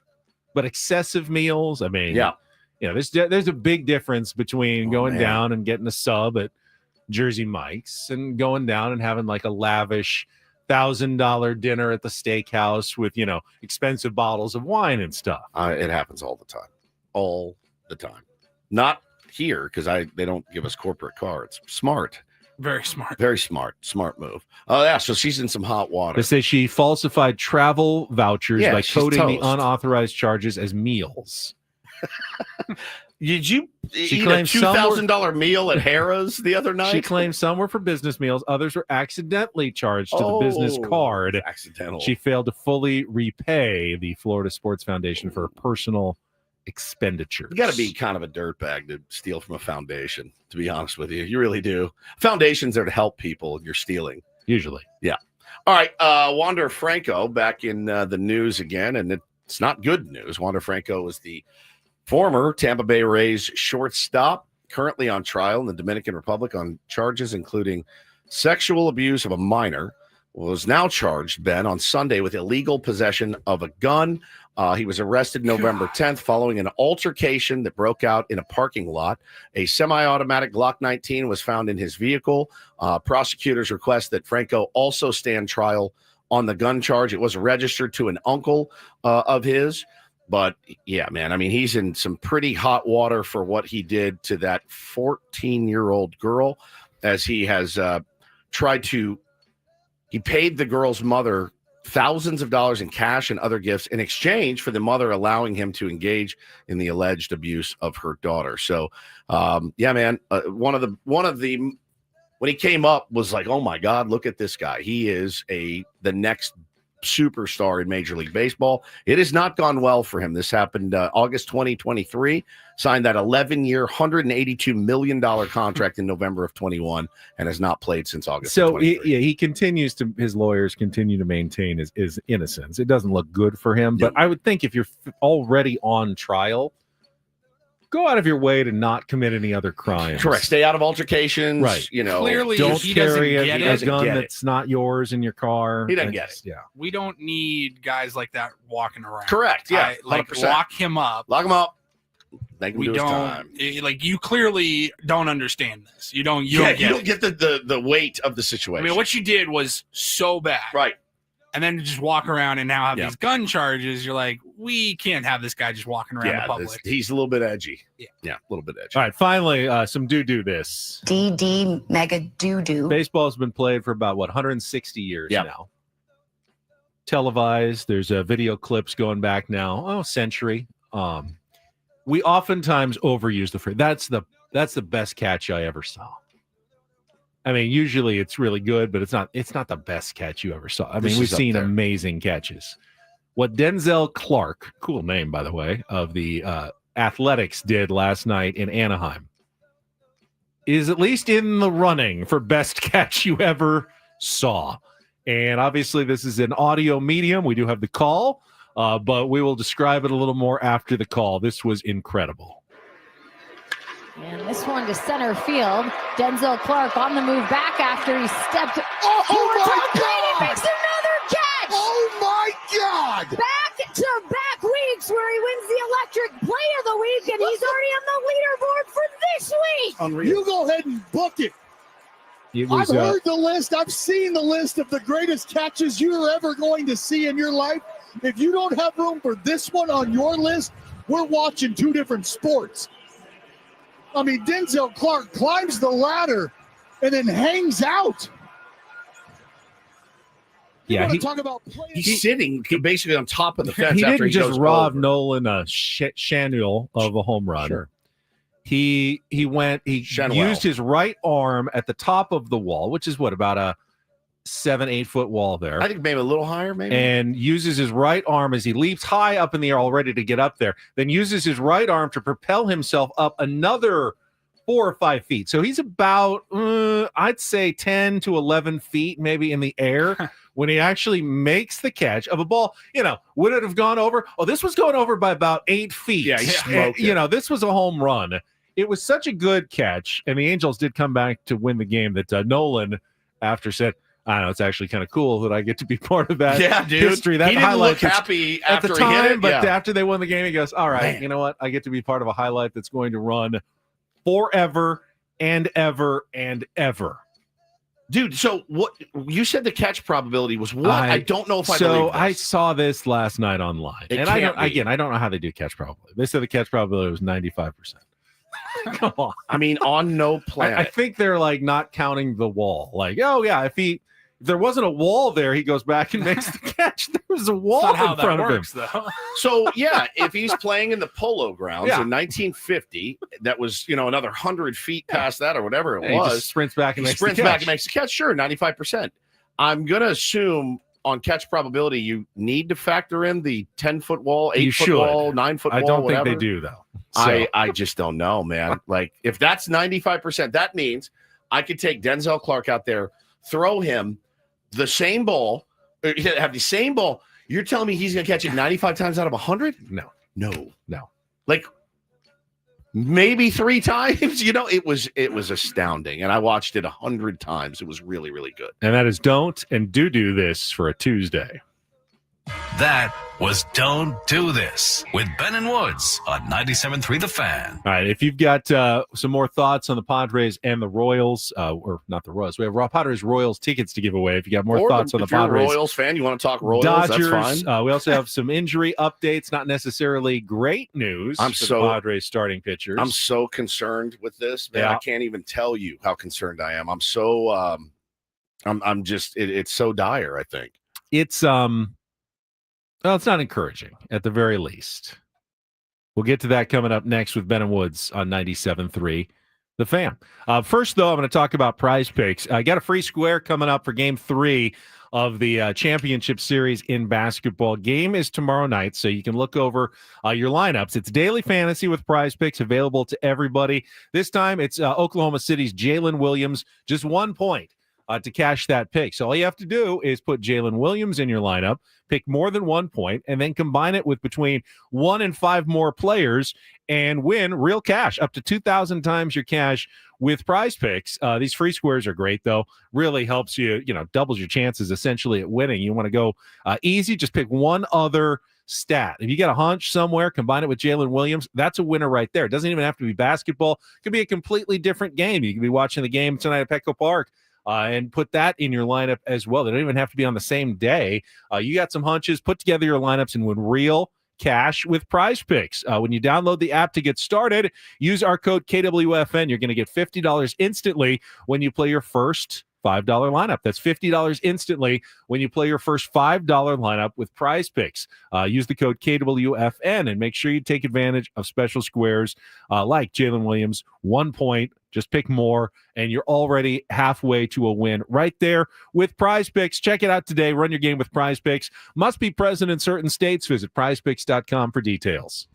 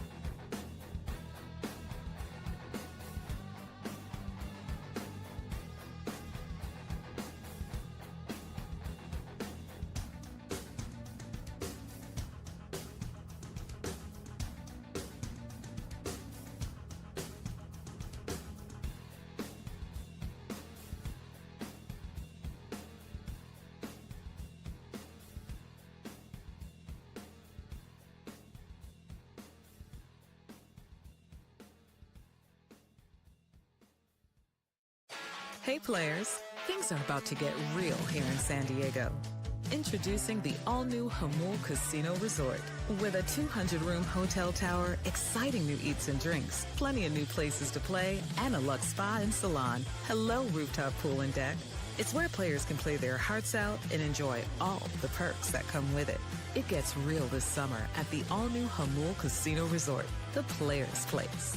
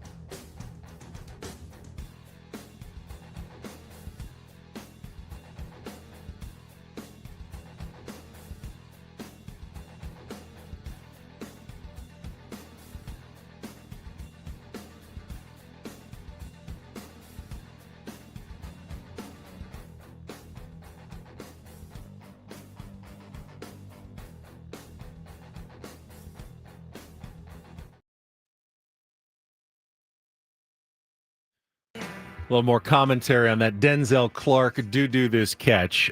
Torrey Hunter, who knows a thing or two, says this has to be one of the best catches I've ever seen, and I've seen my share of home run robberies. That was really, really even good. baseball players were in awe of that catch last night. Welcome back. Ben and Woods here with you on a Tuesday morning, obviously talking about the disappointing, tough 8-7, 10-inning loss. Third straight Monday that the Padres have gone extra innings. Really starting our week with these long days for the San Diego Padres every single week. Not great. Before the game, I did have a chance. I want to get to some injury updates, and I did have a chance to talk to one of our friends, trainer Ben Fraser, in the Padres clubhouse. Love Ben. And I had always been curious about this, and I finally thought to ask him because I never could figure out how do they decide which trainer goes out when a player gets hurt. Line drive back to the pitcher's mound and our friend Ricky runs out, or a guy slides into second and gets spiked and Mark Rogo, the head trainer, goes out, or a guy tweaks his ankle down the line and Ben runs out. And I go, is it based on the player or the injury? Like, hey, one guy handles the lower body, one guy handles the upper body. I just couldn't quite figure it out. There was no pattern that I could discern. The answer he gave me was very honest, and I appreciate him being candid. He said, it's not quite so formalized. He said Mark, who's the head trainer, will almost always go out if he's there, but they rotate, can kind of cycle around. Not all three of them are in the dugout for every single game or traveling. So if it's Ricky and Ben who are in the dugout, it's pretty much whoever makes the first move to go out there. No way. Yeah. They just look at each Ben other. says he looks at Ricky. Ricky looks at him. And one of them starts taking a step, and usually then Mike Schilt starts yelling, "Get out there!" That's fantastic. Someone's hurt. Boy, get your ass out Just there. get out there. He's hurt. Go. Get out there. Boy. So he did say Ricky is bilingual, so if it's more of a Spanish speaker, Ricky will take the initiative. But other than that, it's kind of like, is it me? Is it you? Who's going to go? Just someone take the first step and That's fantastic. Go out to the field and treat one of our guys out there. Did you talk to any players? There weren't many players pre-game in the clubhouse. I got some sound from Jeremiah Estrada. Nice. Who said he was good. Everyone asking about the Padres-Dodgers series and, aftermath of last year's playoff. And he said a younger me would have been revenge. But I think I've matured to the point where you can't treat these games any differently. It's just, and that's the Mike Schilt attitude as well. It's 1-162. It's important because they're all important games. And Schilt was like that before the game. Bob Scanlon kept asking him, hey, aftermath, or, you got that on your mind. He goes, you're going to hate my answers. I'm going to be boring. I'm going to tell you, it's really important because they're all important. Will Smith was asked the same thing after the game. They said, hey, was this a little extra juice? You guys picking up where you left off? He goes, nope, just another day in June. I think it's something you say if you're a player to get your mind right. You can't be sitting in the locker room going, oh God, Here we go again, squeezing the bat, pacing. Like, that's going to burn you out over 162 would be my guess. You do have to treat – we've always said it, and I stand by it. We care way more than they do. Way more than they do. We take this way more personally at both fan bases than those players. Yeah, they're getting paid. This is what they do, man. They do this 162 times a year. They know they want to win every single game. They know they're battling to win every single game. They know it's not in the cards to win every single game, Ben. You cannot get all jazzed up for each one. You just can't. You can't do it. You will flame out after 3 months, man, of if every game is a game 7. So it's the right mentality to have. I don't believe it. I don't believe it from any of them. But it's the way it's what you have to speak into existence. Talked to Jackson Merrill, said hi to Jake Cronenworth. Talked to Tyler Wade. He was good. He was kind of on the move, so it was more of just a fist bump. Yeah. And he was on. I think they were all because of the late return last night. They got in a little late, so they were all kind of doing their thing, and it wasn't the normal series homestand opener. Such a short homestand as well, just 3 games. They're in, and then they're back out to Arizona later this week. So. It was. I saw our former colleague Annie Halbrand. She said she was glad to hear Craig on. Good. With us, and I said the invitation absolutely extends to you. When she said, "I don't know if I'm ready yet, but anytime. I'll let you know," and I said, "Absolutely." Same goes for her as well. So wanted to make sure that was clear. We weren't picking favorites between Craig and Annie, and she said, "No, I was happy to hear Craig on with you guys yesterday." So. That was nice, and Craig crushed it, by the way. Yeah, so good. Did a great job yesterday. And then we got the injury update before the game. Saw you, Darvish, did 2 innings in the bullpen yesterday, up and down, like 15 pitches each inning. Is he ready tonight or not? I don't think he's ready tonight, but hopefully making the same progress. The more concerning update regarded Michael King, and we will get to that after a check of you almost had it there, but after a check of traffic here on 97.3 The Fan. From the 855 Get Ross Traffic Center, protecting San Diego after accidents or injury, here's Kelly Danick. Just a couple things to watch out for, guys. Crash involving a car and a motorcycle, westbound 54, right at the northbound 5 connector. It's over to the right shoulder. And we got this crash on westbound 8, past the 163. It's in the center divide. Looks like that is in the clearing stage. Get so much more with the new T-Pain Munchie meal at Jack in the Box, including your choice of burger or chicken tater melt, plus curly fries, a taco, drink, and new stuffed cookie. Auto-tune not included. I'm Kelly Danick with Ben & Woods, San Diego's #1 sports station, 97.3 The Fan. So when Mike King first... Mike King. Michael Schilt and Mike King. They're both Michaels, honestly. Why can't he be Mike King? I've never heard him called... Hey, boy. I'm sure some people call him Mike, right? He's Mike King. Probably. He's my king when he's healthy and pitching Mikey. well. I still try to remember to call Jake Jacob when I see him. I just call him Jake. Now that I've learned that everybody calls him Jacob, but not Jake. But Mike King, Michael King, when he first got hurt, call me Stephen Woods from now on. I've just decided. Slept on it funny on the shoulder. Came up feeling it. Eventually a few days later was diagnosed with a pinched nerve and. Generally optimism reigned, making quick progress, hopefully back, minimum stint on the injured list, and we'll see him sooner rather than later. Hasn't happened. And the update yesterday from Michael Schilt did not seem all that encouraging on how much progress he's been making. They're gathering information, and it just is not, it doesn't sound great. What is Tom Leggie's going to do today? Looks like he's ready for a bullpen. He's going to get a bullpen with some ups and downs. So around 15 pitches up and then take a little break and then another 15 or so back up again and see where it goes. It's a good sign, right? How about Michael? What has he been doing? Michael's been learning a lot about what he's dealing with our medical staff. Is also on that learning curve of what it is and still continue to gather a lot of information. Rest is the prescription right now. He has played some catch, but nothing too aggressive and consistent. So we're just in a holding pattern to see what it is and the best way to treat it, if there is a better way to treat it outside of just the rest. And then, that's the worst. 3 minutes later, he was asked about it again and said something along the lines of, we're still learning about it. And it was like, the injury or the recovery and the rehab? Injury. Like, we've never really seen anything like Here's this. the sense that I get. It's a pinched nerve. It may or may not have happened, sleeping on it funny, but it's a pinched nerve. It's not a common pitching injury, but it's keeping him from getting to the mound. And what I got from Mike Schilt is they really want to find some sort of like treatment that's going to speed along his recovery. What is it? Is it is it stem electric cell, stimulation? Like, is it hot cold stimulation? Yeah. Is it what is the treatment that gets it going? And they're frustrated by doctors saying that really is nothing we do. You just wait until it goes away. So if that's not a great answer to hear when you've got a pitcher who's making critical in your season and you're going, we need him back. What can we do? Let's do everything possible to bring him back. And they go, just rest. There's nothing. You just rest until it goes away. That's what we tell anyone who comes in with a pinched nerve. Yeah. Just rest and it'll go away. When is it going to go away?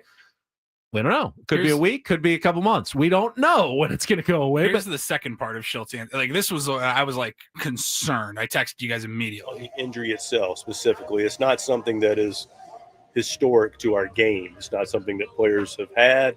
I'm not a medical doctor, clearly, or have any real medical training. So if anybody's CPR, you're in trouble.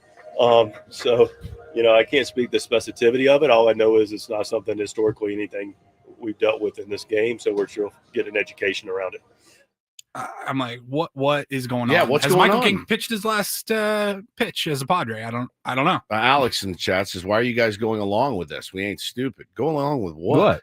Going along with what? All I can do is, I'm not a doctor. I don't know his nerve damage. I don't know if it's nerve damage. I don't know, I don't know anything about it. I'm at their disposal of when they want to tell us, hey, he's throwing, he's progressing. Like I don't think there's any negligence or malpractice going on here. No, I don't think so either. There's simply no real treatments for a pinched nerve. It's not, it's the QC kinetic. It's not a joint or it's not it's not that kind of issue. Yeah. It's simply, something that just has to calm down and then he can get back out scary, there. Man. Yeah. Yeah. Elisa says, we know the truth. Yeah, we do. Actually, we know the truth and we're not telling you guys. No, I don't have the foggiest idea as it pertains to a scapula or, again, when it came out that he slept on, I'm like, well, I've done that. And my arm's gone numb and things like that. And be like, oh, okay, I'm fine. I'm also not going out and throwing 120 pitches and pitching every 5 days. So I think they're just as scared as everybody else. You need him back. You got to have him back. I said to my wife last night, I go, I feel terrible for him. He's in a walk year potentially, and he needs to pitch. And it's like Dylan Cease too. Like Dylan Cease is actually healthy. He's just not pitching well. So it is, it's tough. It's really tough. And we're not going, look, make no mistake. We're going nowhere without Michael King this season. Nowhere.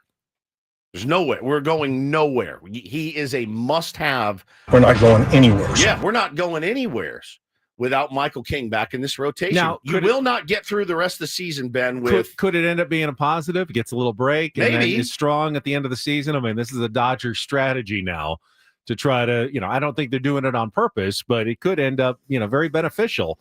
Michael saves a month or so on his arm, month and a half on his arm. And then comes back strong, and he's great in the playoffs. It could be just fine. They just don't know what's how to speed up the recovery. Yeah, I promise you, I don't. All I can do is take them at their word that they also, when their word is, we also have no idea. I kind of tend to believe that. All right, we'll come back. Though. I have gifts from Jesse Agler for all of us coming up next year on The Fan.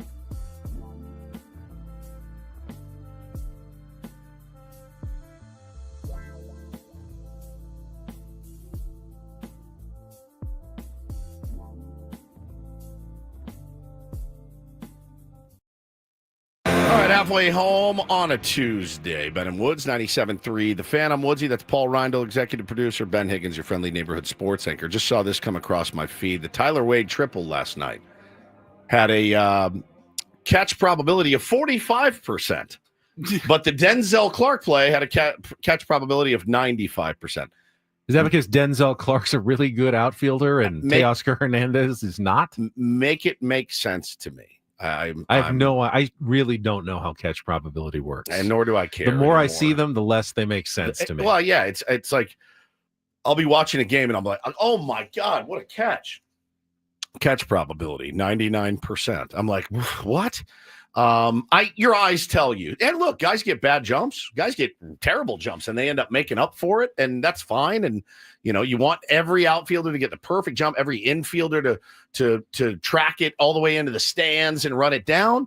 Doesn't always work that way. I'm sure the catch probability on the one Freddie Freeman hit to the left side of the infield was 100%, and yet fell down because no one saw it. Is there anyone to blame on those? No, there really isn't. No, I mean, if they see it, they're going to catch it. Of course, dude. I mean, and when you have two guys not see it at the same time, especially like Manny, they kept blaming Wade. That ball almost landed on the dirt. That was never Wade's ball. He never saw it, but he never. And then I don't know. I guess Manny didn't see it either because he ran out further than he needed. It actually landed on the infield side of Manny. It wasn't like he didn't get out there to help Wade enough. Neither of them ever had it. It was just that weird time of night. Unfortunate, but it's maybe the worst feeling in all of sports is you don't do anything wrong, is what I'm saying. No, you're playing, you watch, the ball is hit, and you go, didn't see it. It's crazy. Like, that's not an error. No, it's not an error. No, on a sunny day, I mean, there's things you can do. Sunglasses, shield your eyes. They have techniques to try to minimize losing a ball in the sun, but there's no technique to not lose the ball in twilight. When the ball just blends in with the color of the sky and you don't see it, there's nothing you can do to re-find it. I don't know. I really don't know how outfielders in the big leagues, let's say you're playing center field, and the hitter has a batter's eye and it's blacked out, right? It's blacked out batter's eye, or it's green or whatever. When you're playing center field, you're looking at 10,000 fans all in different colored shirts. And the ball comes flying out. Yeah, it gets up into the blue sky, and you can usually pick it up and you get a good jump. You read it off the bat, whatever. You have really good vision. I don't know how they do it. I really don't. I mean, I played right field a couple of weeks ago, and there wasn't really anybody in the stands. And I'm like, I can't see that. I cannot see that baseball off the bat. I have no idea. Unless it gets up in the air, I got no chance. I wonder if more of a twilight situation. Yeah. You're going to get twilights in about every night game. There's going to be a setting, and some nights are different in the setting than others. And, I didn't see it off the bat immediately and communicated it, but nobody could get out there to take it. Yeah. What are the odds that Mike Schilt has seen the movie Twilight? 0. Yeah. No? 0. No chance. You don't think a good vampire romance is... Are you Team Edward or Team Jacob? I love I'm Edward. I love Jacob. I'm totally Edward. I didn't watch any of them. Really? I watched them. Oh, I watched them. Yeah, I liked it. I liked the first one. Yeah. Yeah, it's pretty good. I missed the books, missed the movies. I didn't read the books, but it's all set in like your home state of the Washington, Pacific Northwest. Yeah. You probably know some of the areas. anything. Forks, Washington. Have you ever been out there? It's Never kind been out there. It's on the way out to way Port out Angeles. there. Yeah, It's no, like a 4-hour drive. Yeah. No. There's no way he's seen Twilight. What is his favorite movie? Has he ever seen, what's his favorite rom-com? Notting Hill, obviously. I love you. It is a good one. It's a great one. It's a really good one. Fantastic. I wonder if Jesse's ever lost a ball. Like, he's trying to call it and he just doesn't see I'm it. Sure. Now, he'll look and see who's running around to catch it, I'm sure, but the monitor helps him a little bit, but yeah. I know Jerry Coleman, famously, he was doing games and looking over at his scorecard. I think it was Ted Leitner always tells this story. And Ted had gone to the bathroom or something. He comes back and looks at Jerry's scorecard and he goes, "What's WW?" Like, what's walk? No. What's a WW? Yeah. Why? No. He goes, "Oh, wasn't watching." Wasn't watching.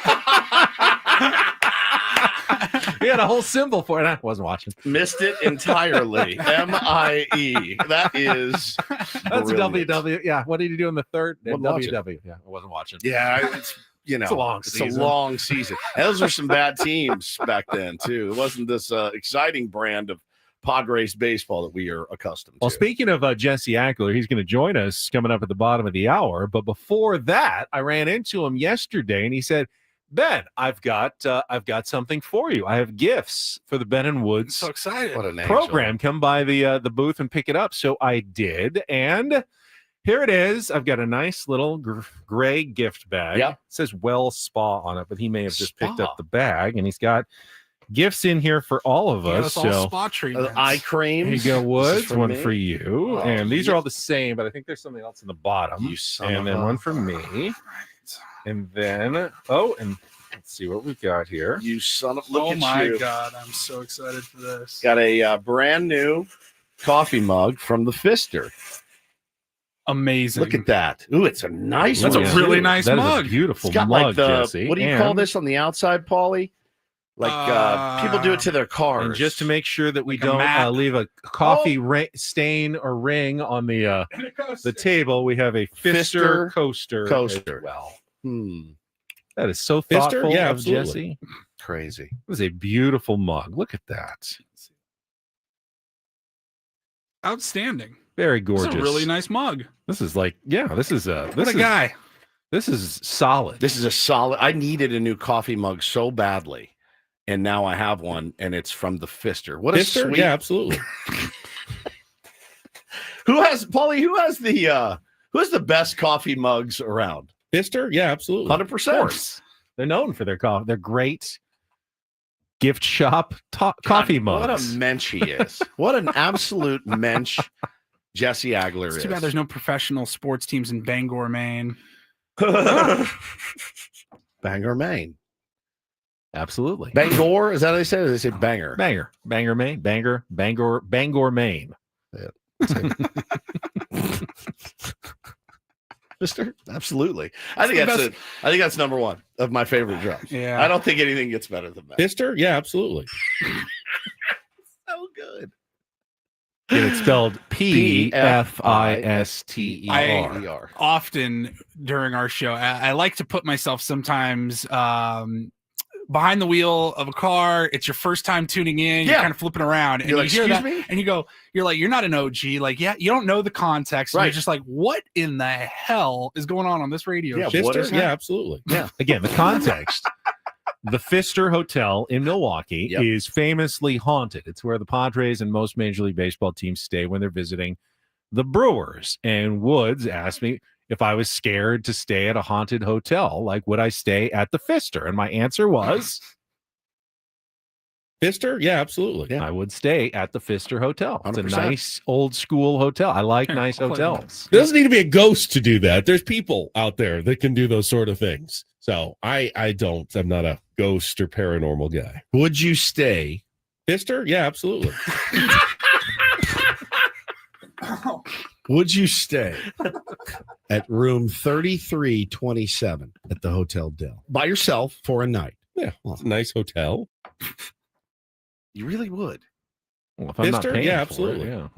You'd stay at in the haunted room. I'm not going to pay extra for the haunted room, but yeah, no. If that's the one, hey, we're giving you a All right, comp I room gotta- at a nice hotel. Okay. One caveat: it's known to be haunted. Okay. Give me a free room at a 5-star hotel. Yeah, I'm taking advantage of that. I got another question for both of you guys. I'm reading a book right now. Do you guys know the story of Sid and Nancy? Sid Vicious, Nancy Spungen. Not really. Sid- I don't know the details. Sid Vicious was in the Sex Pistols, Mhm. seminal punk band, and was arrested for murder. He murdered Nancy Spungen in their hotel room. They were really they were junkies, the whole bit. I'm reading a book right now about the murder of Nancy Spungen, and it was at the Chelsea Hotel in New York City. And the book is it's outstanding. I wish I remembered the name. It's really, really good. I think it's called Room 1, and they were staying in Room 1. I mean, it's horrific murder scene. Horrific. There's blood everywhere. I mean, dude, they had it cleaned out. They had it rented like the next day. Okay. So my question to you, you would stay in a haunted hotel. Would you stay in a murder room? Like somewhere somebody got murdered viciously? Would you stay there knowing, hey, this is where, Nancy Spungen was murdered? Yes. You would. Oh yeah. I don't know. I that mean, could. I don't think I could. I man. would like. It's clean. I It's wouldn't wanna fine. know. I mean, there's no sign of it anywhere. You probably have stayed somewhere exactly where you probably someone's have died or been died. killed or something. I mean, unfortunately, it does happen. People have and I'm had sure they heart don't- attacks on vacation in a hotel bed Yeah, or something. they don't put a sign on front of the door. Hey, room 432 at the Marriott. It's the murder room. By the way, 2 people died in this room. Under suspicious circumstances. They don't tell you. You just stay in the hotel room. A hotel room's a hotel room. But again, if you knew, like, oh, this is the room that the room didn't kill her. No, but I mean, you would stay there knowing there was like a brutal murder there. So you have no problem like staying at OJ's old house or at the condo in Brentwood. You would rent that. Sure. You would rent that place. I mean, if it was nice, and I wouldn't pay extra. Like I said, I wouldn't pay extra for no, it. But like, hey, Nicole Brown Simpson's condo is available, and you're gonna go get You it. go to the grocery store, you come home, you're walking down that same Yeah. walkway. I lived right there when I was growing up, right around the corner, so Man. I know exactly where that is. I'm gonna find this book for you guys. It's like First 3 years of my life. the book is called Room 100. Sorry, Room 100, not Room 1. Sid, Nancy, and the Night Punk Rock Died. It is really, really, really good. A really good read. Fascinating story. All right. Well, you're a weirdo. So I think I knew the answer to that. Well, next year we need to take the show trip to Milwaukee, make Ben stay at the Pfister Hotel. You and I can get an Airbnb or something. Like Mookie Betts does. Yeah, I'm not doing that. Like, how was your night at the Pfister? Oh, a little scary. You would, yeah, absolutely. I think you would be. I think you would be.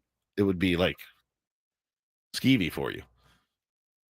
Well, the way I think about it, What would you do at the first sign of weirdness? Right. So- the ironing board like falls out or something. So, you die. I'm gone. I'm gone. other than If Like you the- even got me in the hotel, like the Roadrunner, like other than horror running right movies, through the wall. Yeah. what's the worst thing that I'm not talking about fictional horror movies. I'm talking about the real kind of life ghost stories Sure. at hotels. What's the worst thing that happens? Yeah, some drapes move, some weird things happen, but no, the ghosts never kill you. They're just trying to, Scare spook you out a you. little bit. People pay good money to get scared like the that. movies I've seen, they kill you. Well, I'm saying not talking about fictional movies. I'm talking about real life ghost stories. Yes, there's Paranormal Activity wasn't there's real? Weird sounds. There's weird images, maybe in a mirror, or if you saw some weird image, that would in be your room- scary. Oh, my It would be God. scary, but I don't think I'd be like I don't fear for my own safety in the room. Bro, you never see me again. I'll Never. be like, I gotta make some changes. Yeah, through the wall, I would go through the I'm wall. like the Kool-Aid man. Yeah, right through it. I mean, was I a little creeped out when you put me in the room with the weird baby picture at the Airbnb? Yes, but I slept there. You It was did. fine. It was fine. I was more freaked out about the sign that you had hanging over your bed with 2 rifles crossing. No, and it it said two we- Colt 45s. 2 Colt 45s that said, "We don't call 911 here." That freaked me out way more than the baby picture. There was also a Airbnb or a Verbo. The baby picture was way There was worse. also a gun safe in the office area, Yeah, which it was huge. terrifying. It was huge. And the owner of the Airbnb kept messaging us that whole week. Hey, can you leave some autographed baseballs for me? Thanks. Yeah, he was like, "You guys are in for a radio show. Great. I would like Fernando Tatis Jr., Manny Machado." At that time, Will Myers. I was like, "What do you just leave them in the drawer of the desk? I'll grab them Yeah, later." I'm like, hey, what? I'm not seeing any discount on my. Now you want to? We couldn't go in and ask for autographs. We get in trouble, right? But if we did, if they said, "Oh, I'll give you the room for free, you get us a couple autograph balls," but no, there was like, no, just while you're down there at spring training, grab me a few signatures. Priceless. People really just ask for stuff. You guys got any extra tickets laying around? Yeah, stacks. I got coach. What do you need? Coachella wristbands? You need stagecoach? What do you need? I got you. I got stacks of them in here. You want me to just mail them out to you? Send me a self-addressed stamped envelope. I'll send them right out. I just found that picture of the frame in Ben's picture It's bedroom. It's I'm gonna put it up on beyond creepy. Old pictures and antiques really skeeve me. I mean, it was like the creepiest looking picture of a baby from like 1910. You hold it up. Hold it up. I'm about to put it up on the. Paulie's gonna put it up on the stream. It was terrifying. And yeah, you slept in there for like 5 nights. Yeah, we were there for the whole week, and I admit, somewhat troubled when I would, open my eyes and look to the wall, and that creepy baby was just kind of staring at Yeah. me the entire week. Yeah, you But can't. nothing bad happened to me. No. I mean, it was fine. The bed was a little short. It wasn't the biggest room. I don't know. Not. I mean, that was my fault for getting there a few hours after you guys did, or whatever it was. We went in there and put like some tissue paper next to your bed. I mean, we took one walk around the house and we said, well, that's Ben's room. Right. There's no question. There's no question about it. You get it up there? Yeah, it's going up right now. Oh my God. What the hell is that? Creepy. I won't see it. Yeah, it's up there. Oh my God. Yeah, and that was staring. If you're laying on your bed, you were staring directly. Yeah, you can sort at of see in the reflection. Yeah, there's the a big door and mirror the also bed. It kind of to reflects watch yourself. and, to watch yourself.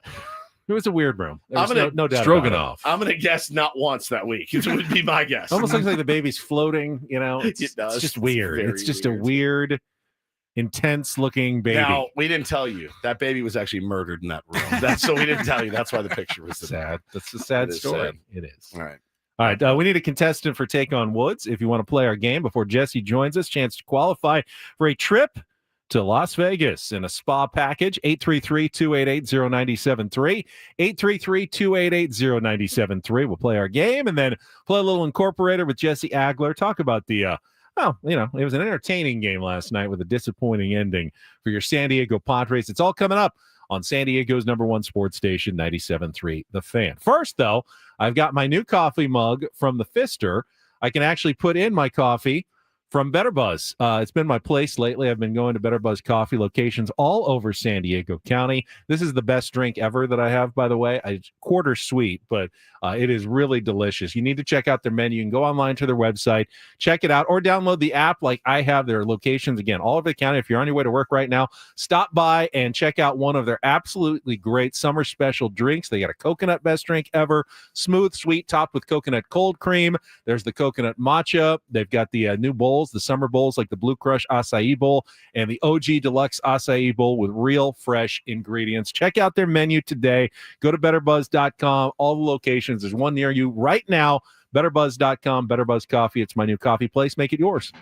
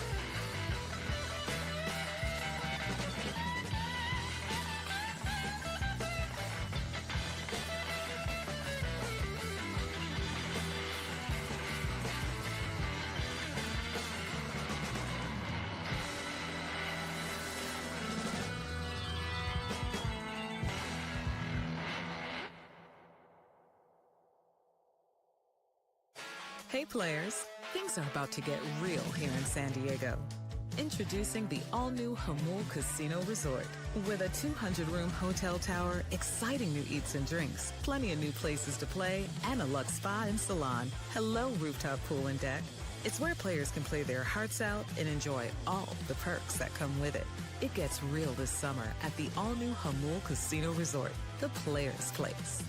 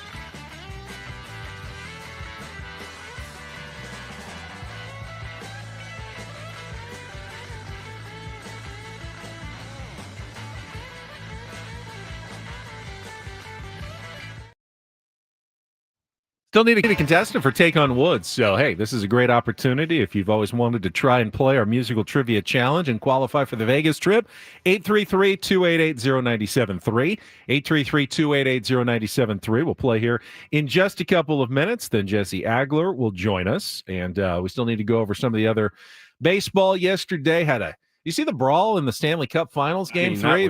That was like usually one guy drops the gloves. Yeah. And this time, everyone was fighting everyone. They all, squared off 5-on-5, and everybody was just – and I think the Oilers were frustrated because they were getting their smoked doors blown off in the third period by the Panthers. 2-1 Panthers now? 2-1 series Panthers, 6-1 yesterday was the final. And, things got chippy. So they're in Florida for Games 3 and 4. So they got one more there in Florida. If they win – they'll be on the verge of yet another Stanley Cup title in the Sunshine State. Yeah, the Sunshine State, the real Sunshine State. Not Denver, Colorado, but actually Florida. Allegedly. All right, so we got contestants on the line. Let's get to it. It's time to play Take on Woods.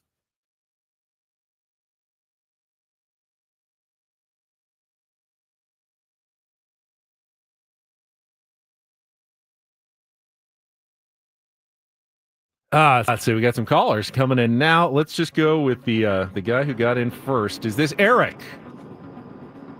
Yes, it is. All right, Eric, you are a contestant today for Take on Woods. Thank you for taking up the challenge. You ready to play? Oh, God. Yeah, I guess so. All right, let's do it. Take on Woods is brought to you by Bay Alarms, confidence. security and fire alarms for every business. We got you. And if you can beat or tie Woods, we get you into the grand prize drawing for the trip to Las Vegas, 2-night stay at Resorts World, food and beverage credit at any of their 5 pools, and the spa passes, 2 spa passes to the Awana Spa, one of the largest co-ed spa facilities in Las Vegas. Paul Reindl approved. Very cool spot. You can book your own vacation at rwlasvegas.com. You can book your own category here, Eric. Here are your choices. We got a mystery category. The 2-second song, the answer will appear in all 5 of our questions. Never Say Never. That's a new 2-second song category that we've got. never the key word on all the answers, and across to bear, 5 song titles and artists that include the word cross. So, mystery category, across to bear, or never say never. Eric, what's it going to be? We'll try the mystery category. All right. I like that. He is not only bold by calling in, but he's bold by taking on the mystery category. It's been a while since we've had one. So again, Paulie's going to play your 2-second song as your first question. The one-word song title is going to also appear in every other answer for the last 4. It's a little tougher, but if you can get it, you really have a good leg up on the rest of the questions. You'll have 60 seconds. If you don't know any of the answers, pass. You can come back later, and you'd also, if you get one of those later, you also figure out what the 2-second song is in the beginning. So, Eric, are you ready to play? Sure, why not? All right, good luck. Let's put 60 seconds on the clock. Proud of you for your time begins when Paulie plays our music in our mystery category. Good luck. Let's take on Woods.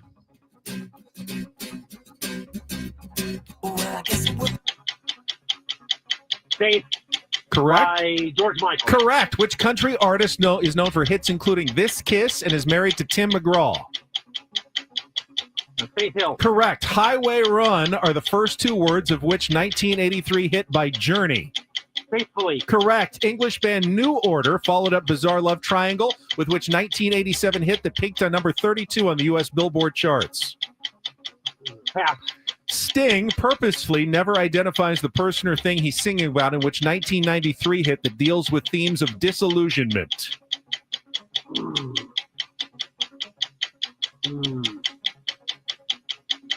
They always get harder. God. I'm going to go back to New Order. They followed up Bizarre Love Triangle with which 1987 hit that peaked at number 32 on the U.S. Billboard charts? I don't know. Faith no more. No, good guess. Sting purposefully never identifies the person or thing he said. All right, you got 3. Not bad, Eric. That was a pretty solid game for a mystery category. The 2 you didn't get, True Faith by New Order and If I Ever Lose My Faith in You by Sting. Got George Michael, you got Faith Hill, you got Faithfully. Let's bring Woods back. All right, Eric Bold. His score is locked in. Woods, it's your turn now. 60 seconds on the clock. Your time begins when Paul plays the music. Good luck. Let's take on Eric.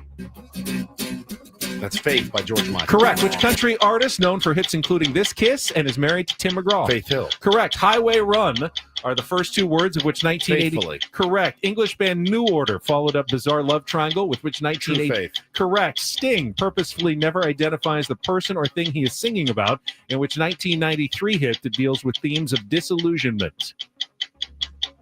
If I Ever Lose My Faith in You. Yeah, 5 for 5, and you win 5-3. Eric, I'm sorry. I applaud you for taking the mystery category. Which faith, obviously, was the key word there. But Woods got you there on all the faith answers. Felt good. Well done. Yeah. I believe we had some Journey references from Jesse Agler when they were in San Francisco. Sure did. And speaking of Journey and Jesse Agler, he is going to join us when we come back with our Incorporator. He's back on the radio, which is great this week. We'll get to that coming up in just a couple of minutes after traffic and after Woods and I tell you about trust and will. We've had a lot of tier 1s who are in our chat who nod every time we talk about trust and will because they've had bad experiences. A loved one passes away. They don't have one of those documents, trust or will, set up. And it turns into a real headache. And it's not just trying to divide up possessions, but if you end up in probate court, with a trust, the fees, the time that is wasted can be considerable if you don't have that trust set up in advance. Yeah, no question about it, man. It's something that you need to get off your plate. If you got a family, people to leave stuff to, designating where your children go after you pass away in case of an emergency, right? All that is so important. Go to trustandwill.com, use the code FAN, F-A-N, when you check out. You'll get 20% off. Can't beat that. And they'll send you your estate documents for free. Throw them in the desk drawer and forget about 20% off already. Way cheaper than going to a lawyer's office. No billable hours. No time wasted driving somewhere and sitting in a conference room. You do all this from your home, laptop, computer, whatever. And you've got real documents, just the same as someone who pays a high-priced attorney. Why wouldn't you do it? Why would you not do this and just get it off your plate? The peace of mind alone is worth it. Go to trustandwill.com. That's trustandwill.com.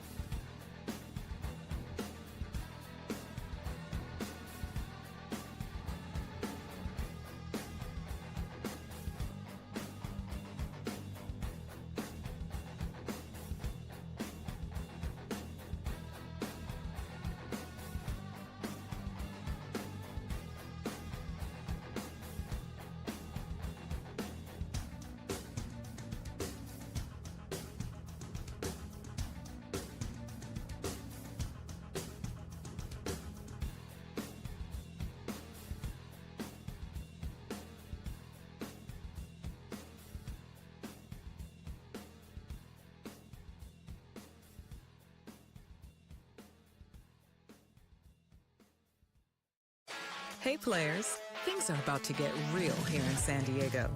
Introducing the all-new Hamul Casino Resort. With a 200-room hotel tower, exciting new eats and drinks, plenty of new places to play, and a luxe spa and salon. Hello, rooftop pool and deck. It's where players can play their hearts out and enjoy all the perks that come with it. It gets real this summer at the all-new Hamul Casino Resort, the players' place.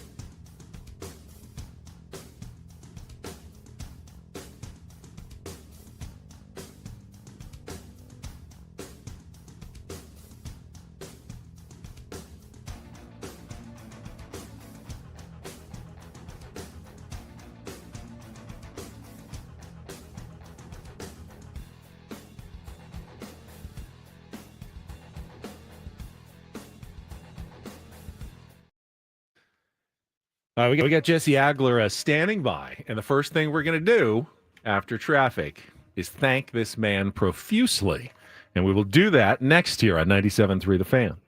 From the 855 Get Ross Traffic Center, protecting San Diego after accidents or injury, here's Kelly Danick. Traffic is sponsored by Eliminate Termite, the orange oil experts. Crash has cleared on westbound 54th and northbound 5 connector ramp. We still have this two-car collision in the North County, southbound 15 near Bernardo Center. It's over to the right shoulder.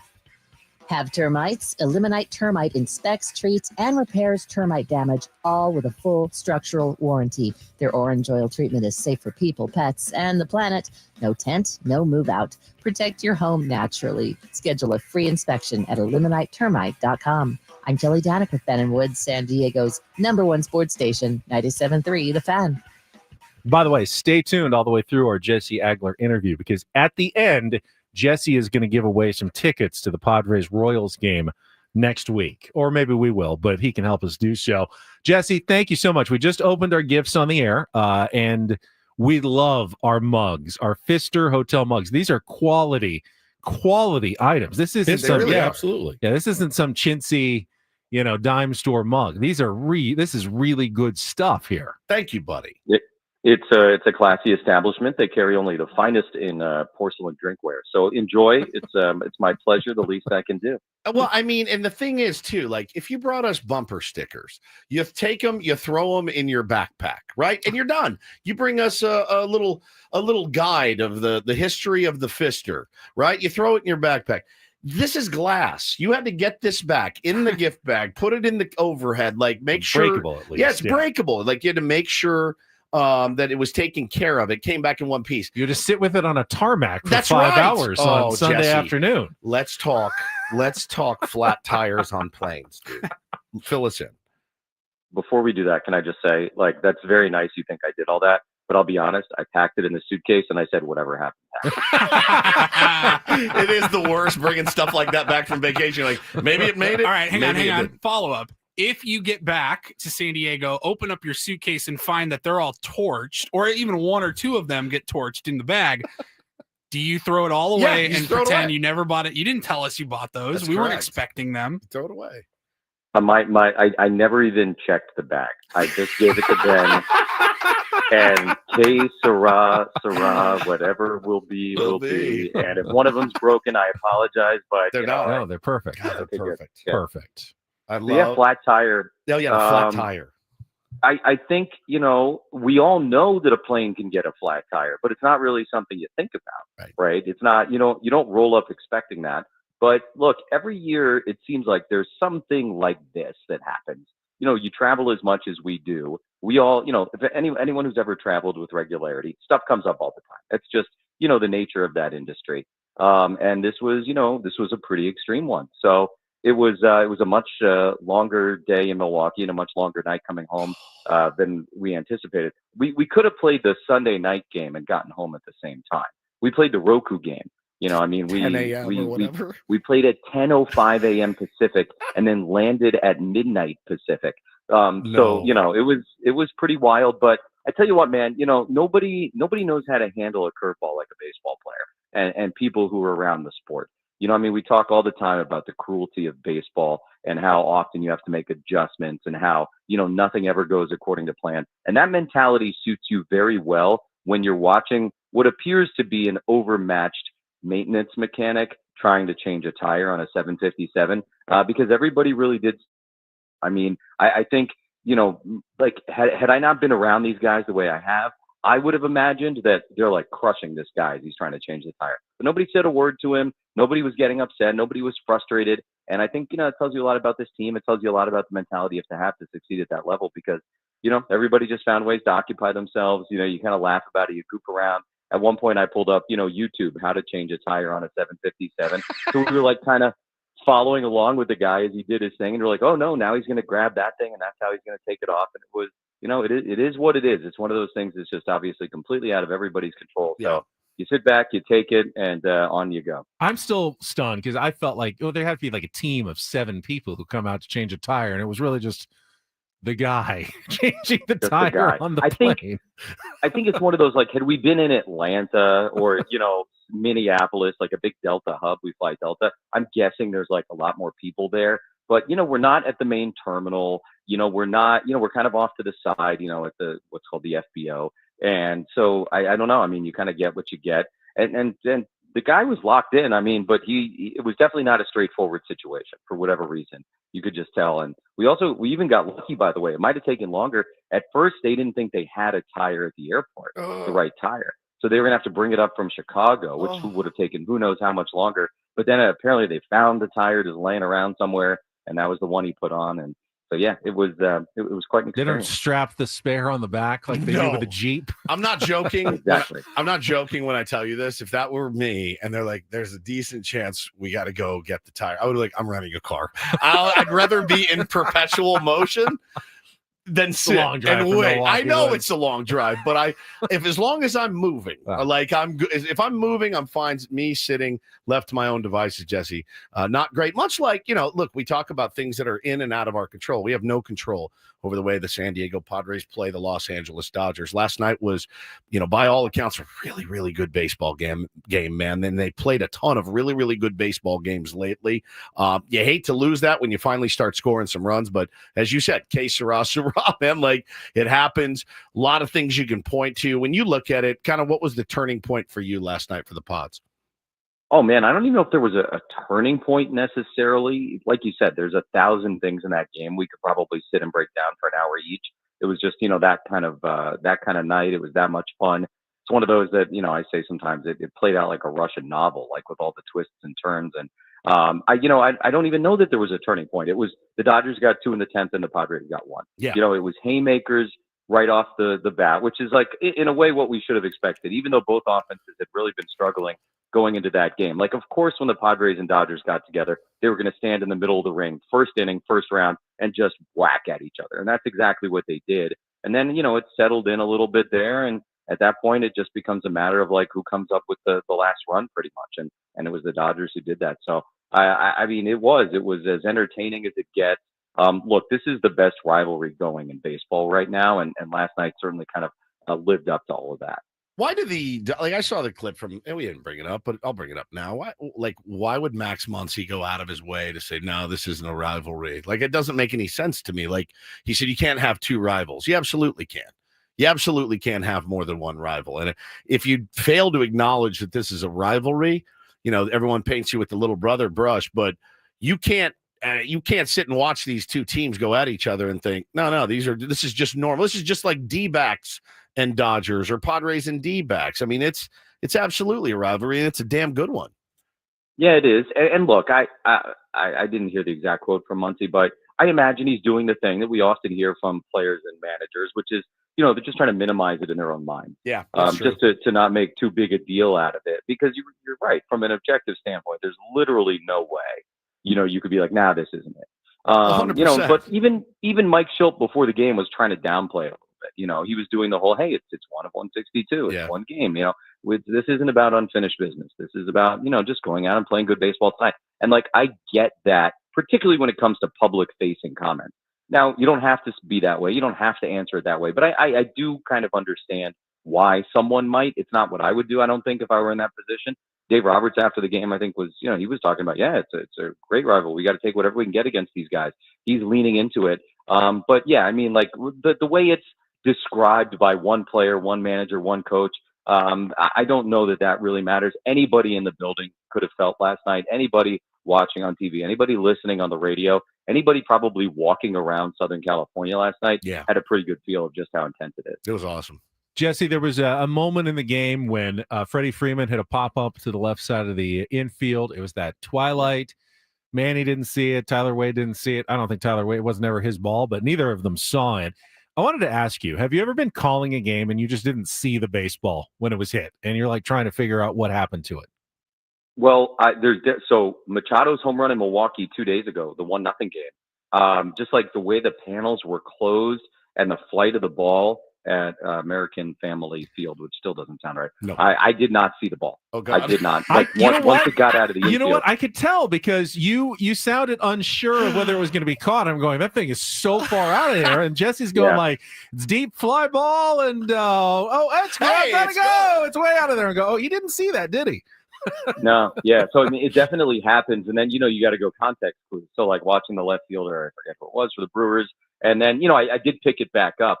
When it went out. But yeah, I mean, there's certain times like off the bat, it can, first of all, some of these booths, we have overhangs, and like if it goes like Mets is a perfect example. Citi Field is a brutal booth for seeing like high pop-ups because the ball, you literally cannot see it. Like it goes, over this overhang and then you lose it and you just got to look at the fielders and see where it comes back. Milwaukee, like I said, it kind of blended into the panels where I was looking and it disappeared on me for a couple of seconds. So like, yeah, stuff like that happens.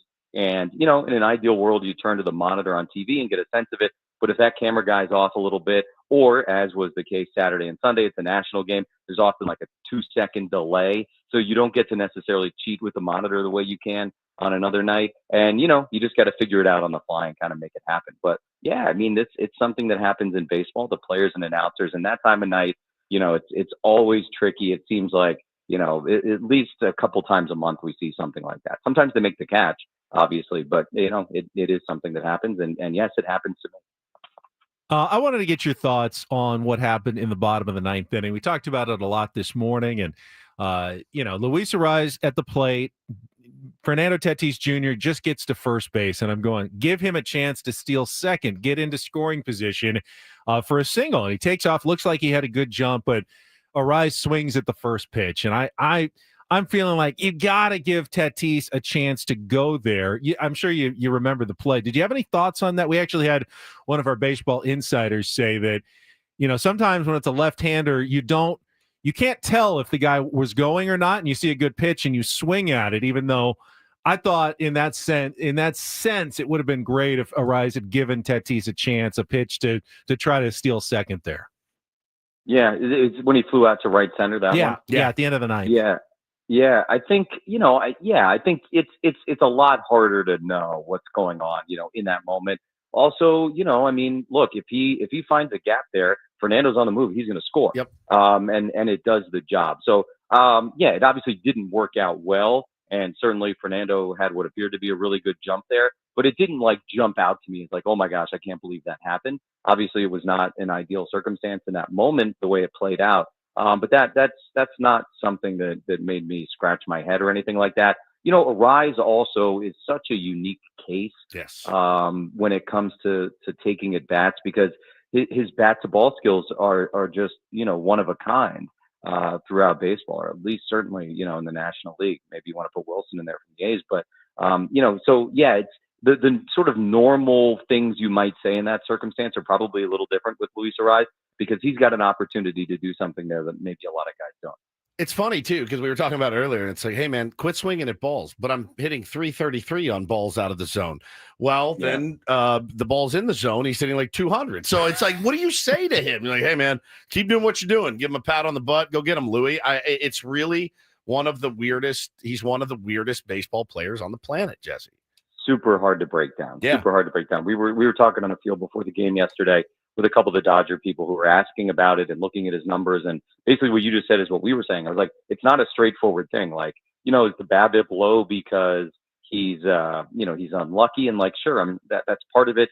Is he not walking enough? Maybe, but also, like you said, he's got a really good average when it comes to balls outside of the zone. He's such a unique case. And, that makes him very fun to talk about, but also I think for people like us, very hard to totally understand. Yeah, no doubt. It's been a few weeks, Jesse. You've been on TV, but we're back on radio for the Incorporator tonight. Finally. And we're going to bring you back, I think, fairly softly. It's a short word. Sometimes the Incorporator word is incredibly long. This one's just 5 letters. Okay. Paulie, if you would. Fubsy. Fubsy. I've never heard this word. Fubsy. Fubsy. I feel like it means Fubsy. I feel like I'm in a fubsy mood right now. Fubsy. It means fat and squat. Fair. I am feeling a little heavy today. How did you gain all the weight? Now, there's not a lot of baseball players who are fubsy, so I don't know where you're going to get that in. And if there were, I probably wouldn't want to describe it that way. Hey, here comes Fubsy Rowdy Telez. Like, that guy will break you in half, dude. Yeah, I don't want to challenge Alejandro Kirk that way. 100%. Like, guy comes up to the booth. He's like, "Did you call me Fubsy? Fubsy? That's what you said I am." He's got his phone out with the definition on it. He's like stocky and fat. Really? All right, skin and bones. Fat Let's and squat. dance. Yeah, Fubsy. Fubsy, fat and squat. Yeah. So you can have a dog that's Fubsy. Yeah. There's Fubsy dogs out true. there. There's all kinds of things. Sure. It's a great word, though. Fubsy is going to be funny. It is a good word. Good word. Thank you, brother. Appreciate it. Thank you so much for the mugs. I will, every time I drink my coffee or tea or Jack Daniels out of it, I will think of you. Ooh, Thank like you very that. much. Thanks, Jesse. You want to give away those Padres Royals tickets now? Yeah, let's do it. Yeah, absolutely. Right now. Right now. All right, Jesse says that it's time to call in. 833-288-0973. Fifth caller, according to Jesse, is going to win 2 tickets for the Padres Royals game on June 20th. Celebrate Star Wars weekend with the Padres June 20th to 22nd. Join them for galaxy-sized fun. Secure your seats at padres.com/tickets. These aren't theme game tickets. These just get you in, but you'll be there for all the fun. Next homestand with the Padres take on the Royals. 833-288-0973. And listen for Jesse trying to incorporate the word Fubsy into tonight's game broadcast here on 97.3 The Fan. All right, we'll come back one more hour. We get a Rhino report. Much more to get to on San Diego's #1 sports station, 97.3 The Fan.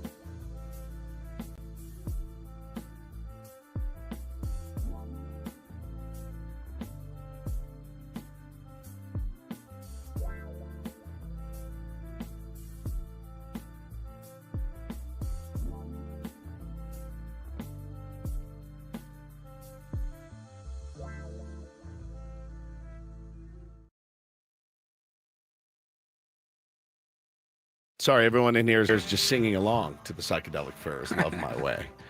It's not Love My Wife? No, it's Love My Way. You thought it was Love My Wife? Love my wife. It's a new road. Love my wife? What's What? so weird about that? Well, did it? That's the name of the song is Love I don't My know. Wife? I'm not the Take on Woods expert here. Wouldn't you say I've heard that song. I've always wondered what they were saying. And I thought, is it life? Is it wife? I don't know. You wouldn't say I love my wife? Just love my wife. Very romantic, isn't it? Now you've ruined for me one of the best songs in the history of music, as far as I'm concerned. Let's see here. Oh no! For the rest of my life, I'm gonna be like, "Love my wife, it's a new road." They dearly make us pay for laughing in their faces and making it our way. There's emptiness behind their Your eyes. There's dust in all their hearts. They just want to steal us all and take us all apart, but not in Love My Wife. It's a new road. I follow where my mind goes. I love my wife. It's a new road. You've ruined it. I follow where my mind You goes. have son of a. Now every time I hear it, I'm gonna be like, "Love my wife, it's a new That's what I road." Damn heard. it! That's what I've always heard. I love it. I love that song so much, so much. Oh, we've done the misheard lyrics a billion times. Every show does. It's never gets old. My friend Bauman, his dad, thought that every girl's crazy about Shotgun Sam. Not Sharp Dressed Man. Shotgun Sam. Yeah, who is he? Every girl's crazy about Shotgun Sam. I was like, that's unbelievable. My wife, my sister thought that Alanis Morissette had a cross-eyed bear. Like a cross-eyed bear. Oh, cross-eyed bear. As opposed to a cross-eye bear. Holy crap. That's good. My Question is Moot, who I believe is Eric, who just played you this morning, thought it was, I guess it rains down in Africa. Makes sense. I bless the rain. It rains down in Africa. Or I guess Toto. it rains. My wife says, you know the part in Running with the Devil? He goes, I got no love you'd call real. My wife thought it was, I love you, Korea. I got no love. I love you, Korea. And I'm like, that actually kind of makes sense in my head. Went on a vacation one time, had a great experience. I got no love, but I love you, Korea. Really like the kimchi and the barbecue. That's right. When they were there. I love you, Korea. Excuse me while I kiss this guy. Yeah, everyone thought that for Hendrix. Love my wife. That's fantastic. Oh, till Tuesday. Oh, shush. Keep it down. Voices carry. Hannah thought it was Who Knew Downtown Was So Scary. So now when I hear that, another song I love, I go, high crime rate. Who Knew Downtown Was So Scary. Oh, it's so good. So good, man. Thank you. My wife. Paulie did it again. Love my wife.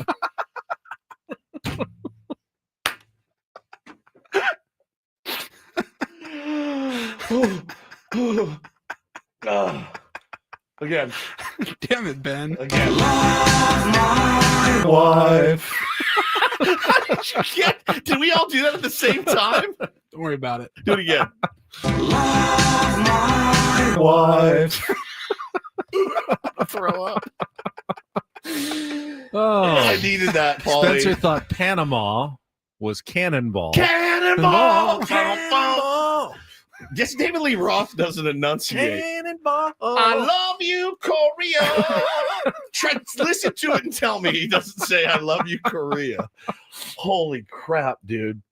That was brilliant. Brilliant. Paul, I needed that moment of levity. Find other, like, I know we've done this before. We have. Like the best misheard lyrics. It's very sweet. Who Knew Downtown Was So Scary? It just kills me when I hear it. Not good for tourism. No. Nobody would put that on their billboard. Who Knew Downtown Was So Scary? Love my wife. It's a new road. So good, dude. Save that clip forever. Got it.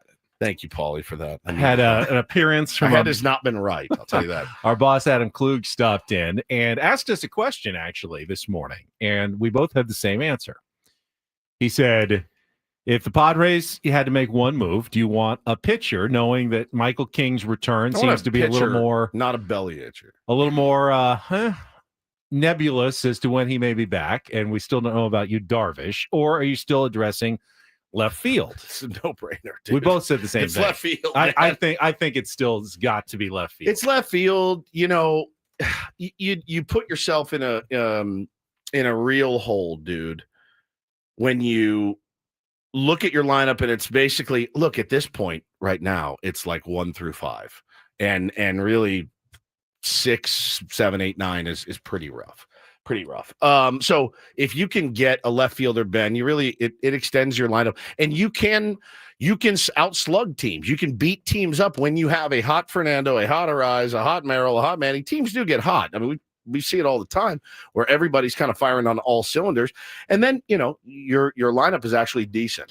Well, I think for 2 reasons. I think left field is definitely still got to be the priority for AJ Preller. First of all, if you acquire a left fielder, not only does it lengthen the lineup, but it also extends your bench. Just one more bat just gives you another option now off your bench that isn't starting every single game. But ultimately, I remember how bad 2021, and you run out of pitching, you're toast. But at this point, who are you acquiring that's going to be part of your playoff rotation? If you're going out and getting a pitcher, is it just someone a Band-Aid to, until you Darvish and Michael King get back?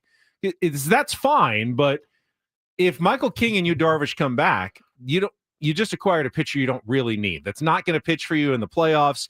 That's not your biggest need. If Michael King and you Darvish don't come back, or at least one of them doesn't come back, I don't think one pitcher is going to save your season.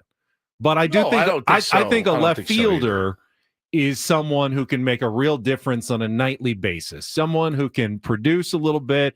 I would love to see now, I want to see a right-handed bat that can, break up some of the trouble that we've seen now against left-handers, the vulnerability against left-handers. They're not hitting lefties this season. We saw the lane last night. I talked about it earlier. Sheets, Bogarts, Cronenworth, 2 lefties who don't hit lefties, and a righty who isn't hitting anybody right now. Yep. And you give an opposing manager like Dave Roberts a lane like that late in a close game, piece cake. Vesia comes in, and it was 1, 2, 3, and that's it. You have to have another option, whether it's a right-hander who can either come off the bench some days and pinch hit, or start other days in left field and produce, that gives you more flexibility. If you're Mike Schilt, you have no flexibility. You have no bench. You clearly don't trust Campy. We talked about it earlier. He hasn't played since May 31st, sitting dead on the roster for 10 days, doing nothing. Jose Iglesias, he's got no power. You need a right-hander to come in and hit a home run to win the game.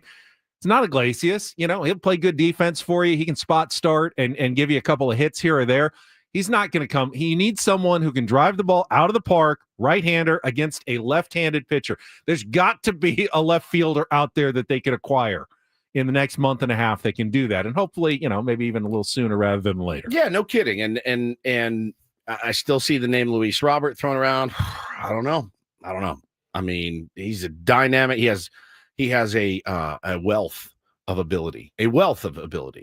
Not hitting really well. Is it a symptom of where he plays, playing in front of 14 people? I don't know. Will it awaken something in him, Ben, to be with Fernando and Manny and Luis Arraez and Jackson Merrill, and he's part of that outfield. And, I think it was Eno that said, yeah, move him out of center field, and he's actually a plus defender and left out there, which not only, obviously we're scuffling offensively, but when you put your defensive replacement in last night, he takes the worst possible route. Routes you don't see at fantasy camp. You know what I mean? Like horrible route by Lockridge. Blew it. Absolutely blew the game for us. And it's not all on him. That was a team loss last night. Make no mistake about it. They had every chance to win that game. They didn't. But yeah, man, like lengthening that lineup, making you a little bit more dynamic. At this point, dude, 2 weeks ago, I'm like, no, on Luis Robert. At this point, man, we are desperate. And desperation is never the time to make a move, but it's obvious. AJ Preller, like when somebody sees Ben, AJ Preller's calling me. 29 other GMs goes, who's he want? Left fielder? Who's he want? Which one of our left fielders can we absolutely fleece him for right now? Like you're up against it. Yeah, Angela asked a valid question. Do any Padres deadline acquisition batters ever really make an impact? And that's a really good question. I think the answer is no. No. Adam Frazier, G-Man Choi. Has any of them actually been any good at all? Garrett Cooper. Oh my God. I'm trying to remember, like Garrett Cooper. He was Cooper, super duper. Horrible. Go back in the. Hold on, let me look. Ryan Ludwig days. I mean, somebody in the chat. I don't have time to look this up. Somebody in the chat, let me know. The answer is, in my mind, is almost Soto. Yeah, Soto. And Brandon Drury was good for a slight hot minute, and then they stopped playing game one. Yeah, game Hit one. the grand slam. That the answer is mostly no. It also doesn't have any impact on this question. You still have to go out and get someone. Absolutely, you can't just because it hasn't worked doesn't mean it won't work, right? It's not a reason to stop trying. Well, yeah, they never work out, so I'm not going to do it. You have to do it. So it's going to be J. Hay and B. Lock out there for the rest. You of have to go out and get someone and hope that this this time is going to be different. Angela, I just want to say to you, Angela. How dare you? How dare you ask that question right now? That you have now ruined my entire day because I'll be thinking about it. So now, even when we get someone to be like, well, Angela said it. She was absolutely right. But the question is, do you want to acquire someone like an Adam Frazier who was leading the league in batting, but then fell apart? Or do you want to acquire someone like Luis Robert, who's been horrible at batting, but needs a change in scenery and could actually break out? And, I think it was one of the ESPN guys, David Schoenfield or someone, they wrote this morning about the needs of every team. And the Padres, of course, need a left fielder. Let's see, who was it that wrote this morning? This distinction. Bradford Doolittle. And he mentioned Luis Robert as well. It's a 546 OPS is barely above what the Padres' current left fielders are producing. But, he has nowhere to go but up, playing in front of, sold out crowds, locked in, hit 38 home runs 2 years ago. Is he potentially someone who could actually benefit from a change of scenery by like Gavin Sheets did in a way, by getting out of Chicago, getting out of the White Sox situation, coming somewhere else? Or do you spend more, at least prospect-wise, on someone who's more proven and try to land a Jarren Duran or someone like that? Is that the answer for the Padres in the outfield? Another lefty, though. Duran's a lefty. Yeah, he's a lefty. Again, I think I kind of want a righty. I think that distinction needs to be made. I do think a right-hander is really what you're looking for. Oh, well. But the more specific you get in your needs, the less options there are and the harder it is to make a deal. Yeah. I mean, you can go out and sign a cast-off right now and try to put them out there, but, are they going to be better than what you have? And are you tying up money, or are you sending a prospect somewhere that basically you're just lighting on fire for someone else who's not going to help you and just be another one of those non-productive acquisitions that you've made in years past? Yeah, I don't know. I don't know the answer, but I think Luis Robert, I think you do have to wait on him because they're not going to. They're obviously, it's club option that they have for 20 and 20 the next 2 years. They're not going to pick that up in Chicago. So that, you do wonder, like, are they need to get rid of this guy? He's not playing well. It's hard to ask for the number one prospect for a guy like Luis Robert. And I don't think AJ Preller pays that. He doesn't pay the number 10 prospect. I'm considering this because I'm assuming the price tag is fairly reasonable for someone that they just want to get rid of, save a few bucks and get something, a low-level prospect in return. I mean, I can't imagine that they can, with a straight face, ask for the moon for Luis Robert. I guess, if 10 teams come asking for him, you can always increase your asking price. But are there that many teams that are just knocking down their door, hoping to find a guy who's had a terrible first half of the season? I can't imagine. Yeah.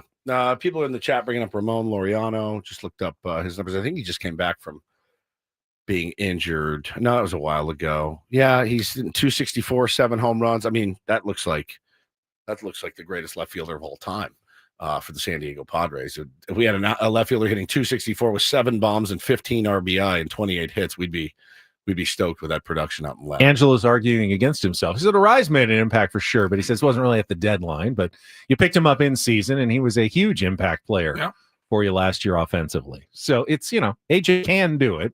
It's not impossible, and he has to try. There's no There's no ifs, ands, or buts about that. He has to go out and try to acquire someone that's going to be more productive offensively in the outfield than what they've gotten so far. Oh, my God. Hunter Renfroe, Travis Jankowski. I mean, the whole crew is just fantastic. Again, that corner outfield tree not yielding much fruit. Dominic says Trenton Brooks had 5 homers last week, 4 in 2 games. He's been on fire all year, plays the outfield, and is already, in your organization. So was Luis Camposano. He was the hottest hitter in minor league baseball at AAA. He was crushing it, and he's done nothing on the big league level. I mean, he's not even getting a chance. Like, he's just not even a thought right now. And I'm like, dude, what's he doing here then? What are we doing? I know. It makes no sense. It really feels like Matt Carpenter 2023 all over again. Yeah, and Jorge he wasn't a Alfaro 40-year-old. Yeah, Luis Robert hitting 150 right now for the Chicago White Sox, which means he can be had for cheaply, one would hope. But yeah, maybe a change of scenery does him good. He's got 21 steals, I do believe. And again, I think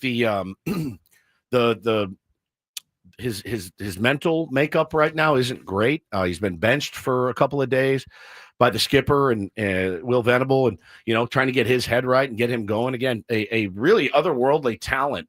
Would a change of scenery do him good? I take the chance on it, though. I do. If it's not super expensive, get him here, fresh start, new city. Not playing in Chicago. Let those guys work with him a little bit and see what he can do. But one of the reasons to wait is, the more information you can get on your different options, helps you make a better decision. And, you make a decision right now, you're operating a little bit in the dark as to who you think might be able to turn it around and, who's going to be able to help you. You get another month in, you have more information about, all right, this guy's numbers look solid, or maybe Robert's starting to trend in the right direction. You do it now, it's pretty much you're playing the lottery and hoping that you pick the right number. Well, I mean, do you think Luis Robert he's gonna come up in numbers? Is that what you're saying?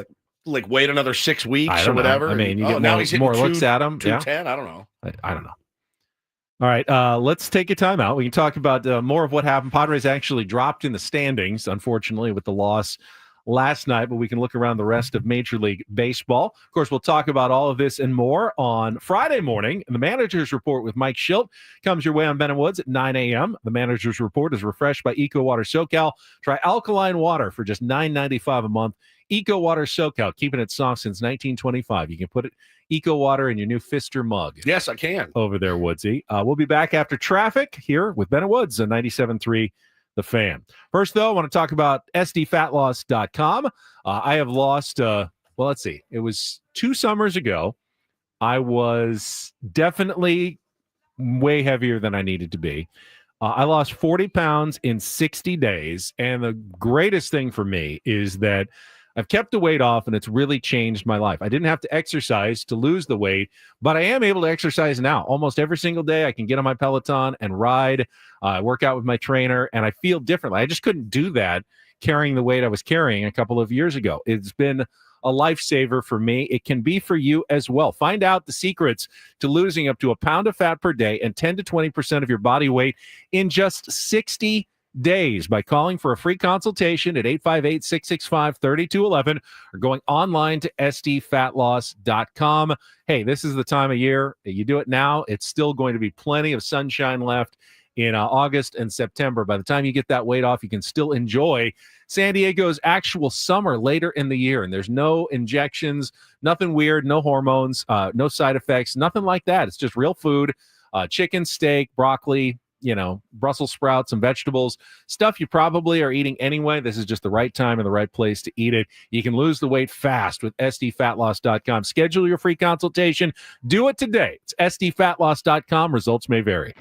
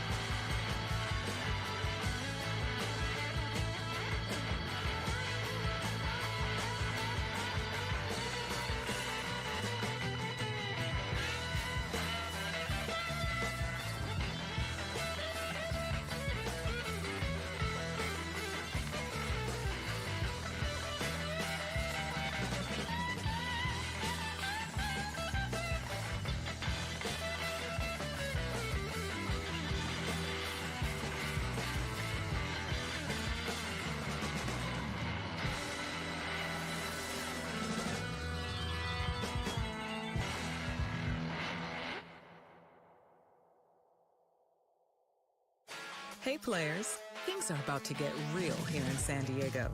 Introducing the all-new Hamul Casino Resort. With a 200-room hotel tower, exciting new eats and drinks, plenty of new places to play, and a luxe spa and salon. Hello, rooftop pool and deck. It's where players can play their hearts out and enjoy all the perks that come with it.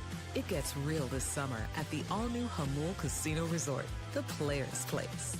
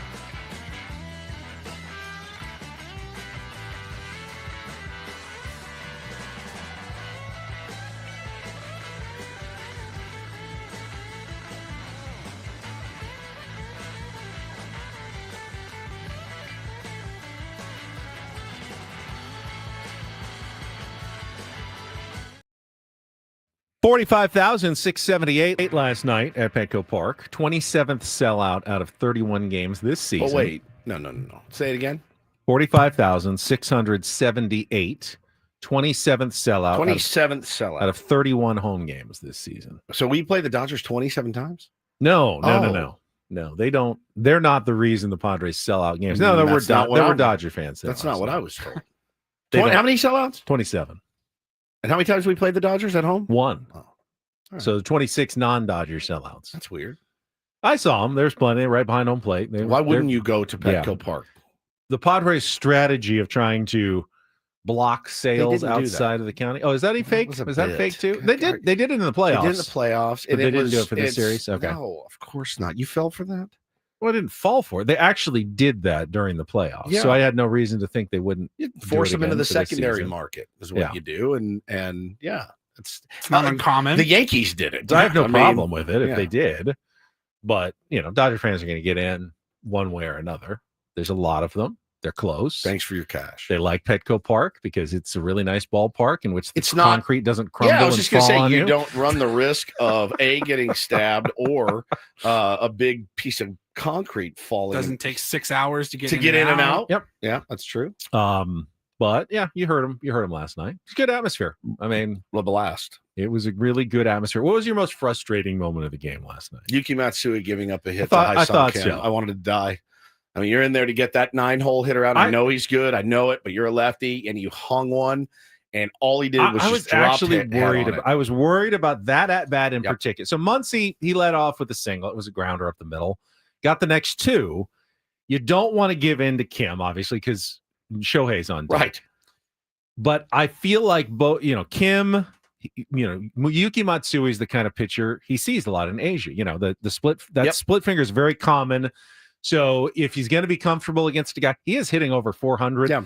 And Yuki Matsui has historically, the last year and a half, not done as well on the second day of back-to-backs. That at-bat worried me in the fifth inning. That was really for good reason. My turning point. Now, had the Dodgers come through when we literally tried to give them the game with Adrian Morejon getting Shohei, by the way, and on a comebacker, taking one step off the mound and kind of arrogantly slinging it over to first base instead of picking it, doing your 10-step run and your underhand flip and guaranteeing an out. I get it. You just got the world's best hitter out. Great work. Finish the job. Yeah, now he's on second base. So finish the job there. That's a little league play, bar none. That's a little league play. Now he pitched his ass off to get out of it. That's why Freddie it's hard Freeman. to be mad. It's not hard to be mad. It's really just easy because to be he got mad. out Just of it because he got out of it. erase the fact of how frustrating and stupid it was. It's extra pitches that he had to throw because of again. If Shohei hits it at him and it kicks off his leg or he boots it or whatever, fine. Like errors happen. Mental mistakes like that, arrogance, it's dumb. It's dumb. That is a cocky ass dumb play. Now, again, he created this mess. And then he had, the intentional walk to Mookie to go after Freddie, and he pitched his ass off against Freddie. That would have been my turning point of the game. I was fit to be tied when that happened. There's no excuse. Errors are going to happen. Absolutely. I will never yell at a kid for an error. Ever. Never. God knows. It's hard. Dumb plays like that, mentally weak plays like that kills you, man. And that could have killed us last night, Benny. So that can't happen again. And I hope he got a good, stern talking to. Lost in the shuffle. Jeremiah Estrada looked really Fantastic. Good last night. The changeup, the chitter, as he calls it, was really, really good. Careful. Fastball is always good, but that was really solid last night from Estrada. See how it goes tonight. Again, it's Dylan Cease. Need him to go deep with the status of the bullpen. Boy, you need some length from Dylan Cease tonight. Bullpen day for the Dodgers, but don't think that's going to be easy. They will find enough arms to challenge the Padres tonight. The loss dropped the Padres half game behind the Giants now into third in the NL West. 2 games behind the Dodgers, half game behind the Giants. They did not lose ground, however, on the Cardinals, who lost in 10 innings, 5-4 to the Blue Jays. They were down to the last out or two, and Jonathan Clase hit a game-tying home run for the Blue Jays in the 9th inning after St. Louis had scored 4 in the 8th to take the lead. So they were not able to pull out the victory there. The Braves beat the Brewers 7-1. Ronald Acuna Jr., Matt Olson, both homering for the Braves. I believe the Brewers... The Braves scored 6. The Padres 7 in one game. Padres scored 6 in the entire series against the Brewers. Yeah. Still won 2 out of 3, but the Braves got them yesterday. Phillies and Cubs, pretty good matchup. That was a 11th inning walk-off by Brandon Marsh. Those long singles over the head of the outfielder to win it in the bottom of the 11th inning for the Phillies. Rays beat the Red Sox 10-8. Roman Anthony's debut didn't go so well. 0 for 4 had an RBI, but also had one of those balls go right through the wickets. Oh, dude. No. Right past him, right? Not the through single the wickets, that went, though. Oh, it wasn't? No, it wasn't. I saw it got past him. It wasn't through the legs. It was it was a 5-hopper to the outfield, and he just swiped at it and missed. And it was like, bro, what in the world is happening right now? Again, things aren't going well in Boston for a multitude of reasons, Benny, but this is another guy. So think about this. In the last couple weeks, they've called up 2 of their top prospects in Marcelo Mayer from Eastlake. So Marcelo gets called up. Gets called up the day of a doubleheader for the second game. No ability to get your parents, your agents, anybody out to the field for your major league. The pomp and circumstance that usually goes along with calling up a top prospect did not exist in Boston. He got to Boston. My buddy told me he got 10 flips before his first game, 10.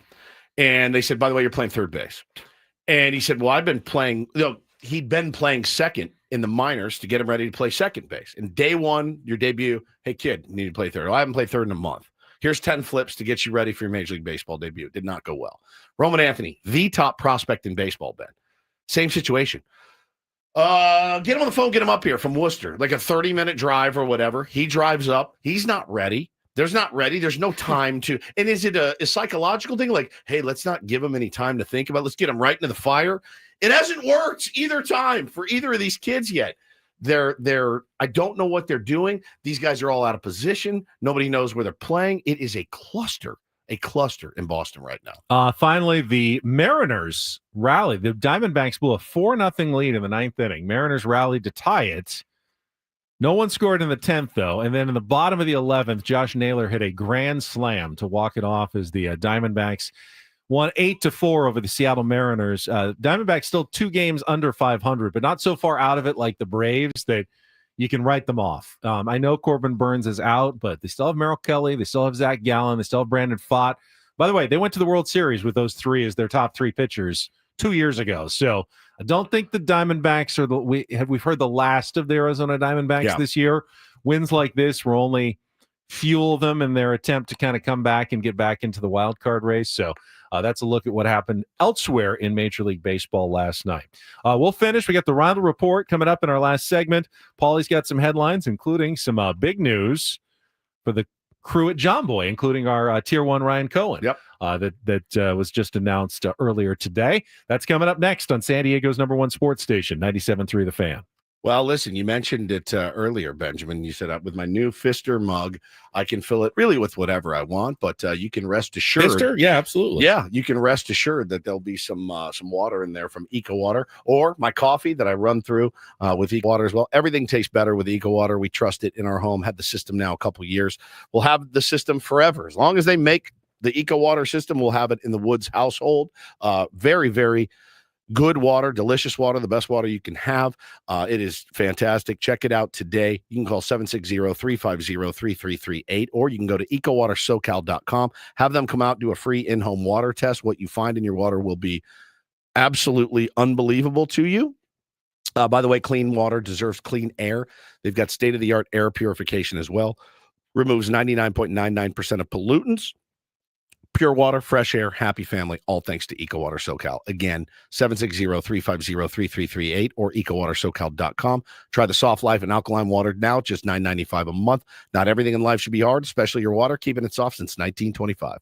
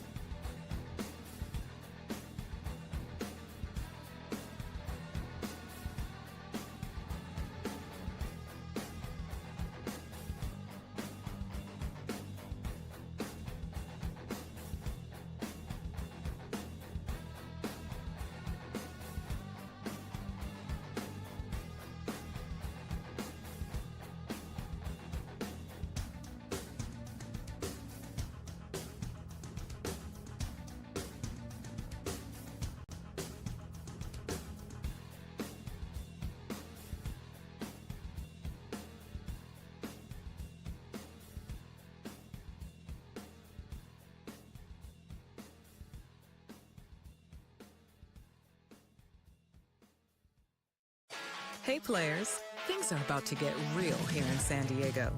Introducing the all-new Hamul Casino Resort. With a 200-room hotel tower, exciting new eats and drinks, plenty of new places to play, and a luxe spa and salon. Hello, rooftop pool and deck. It's where players can play their hearts out and enjoy all the perks that come with it. It gets real this summer at the all-new Hamul Casino Resort, the players' place.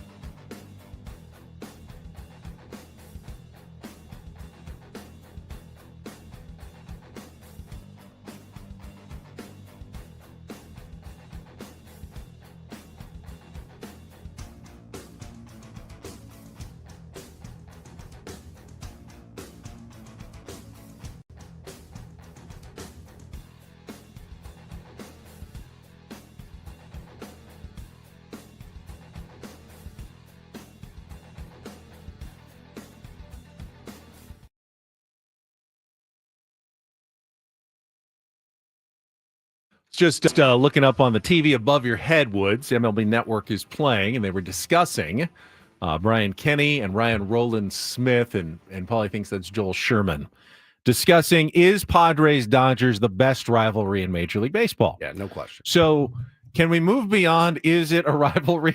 Right.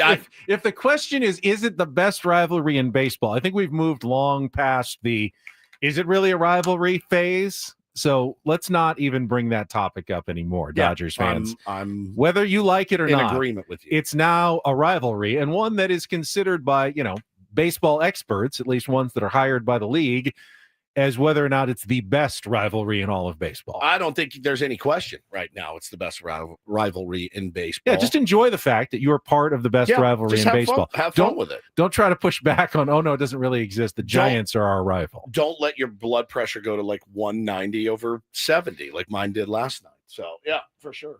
They've moved on to Yanks Hunter Red Sox Dobbins talk. But we're going to move on to the Rhino Report. Paulie's got some headlines, maybe a shout out to his family as well to wrap up the show after Definitely. Our last check of traffic here on 97.3 The Fan. From the 855 Get Ross Traffic Center, protecting San Diego after accidents or injury, here's Kelly Danick. Not a bad wrap up for our morning drive, guys. You are full blast out of the South Bay once again, and everything out of the East County is in good shape. No delays coming down from the North County. If you're out there, enjoy it. And Kelly Danick with Ben and Woods, San Diego's #1 sports station, 97.3 The Fan. And get things started here with our today's edition of the Rhino Report. Now tuned into the greatest.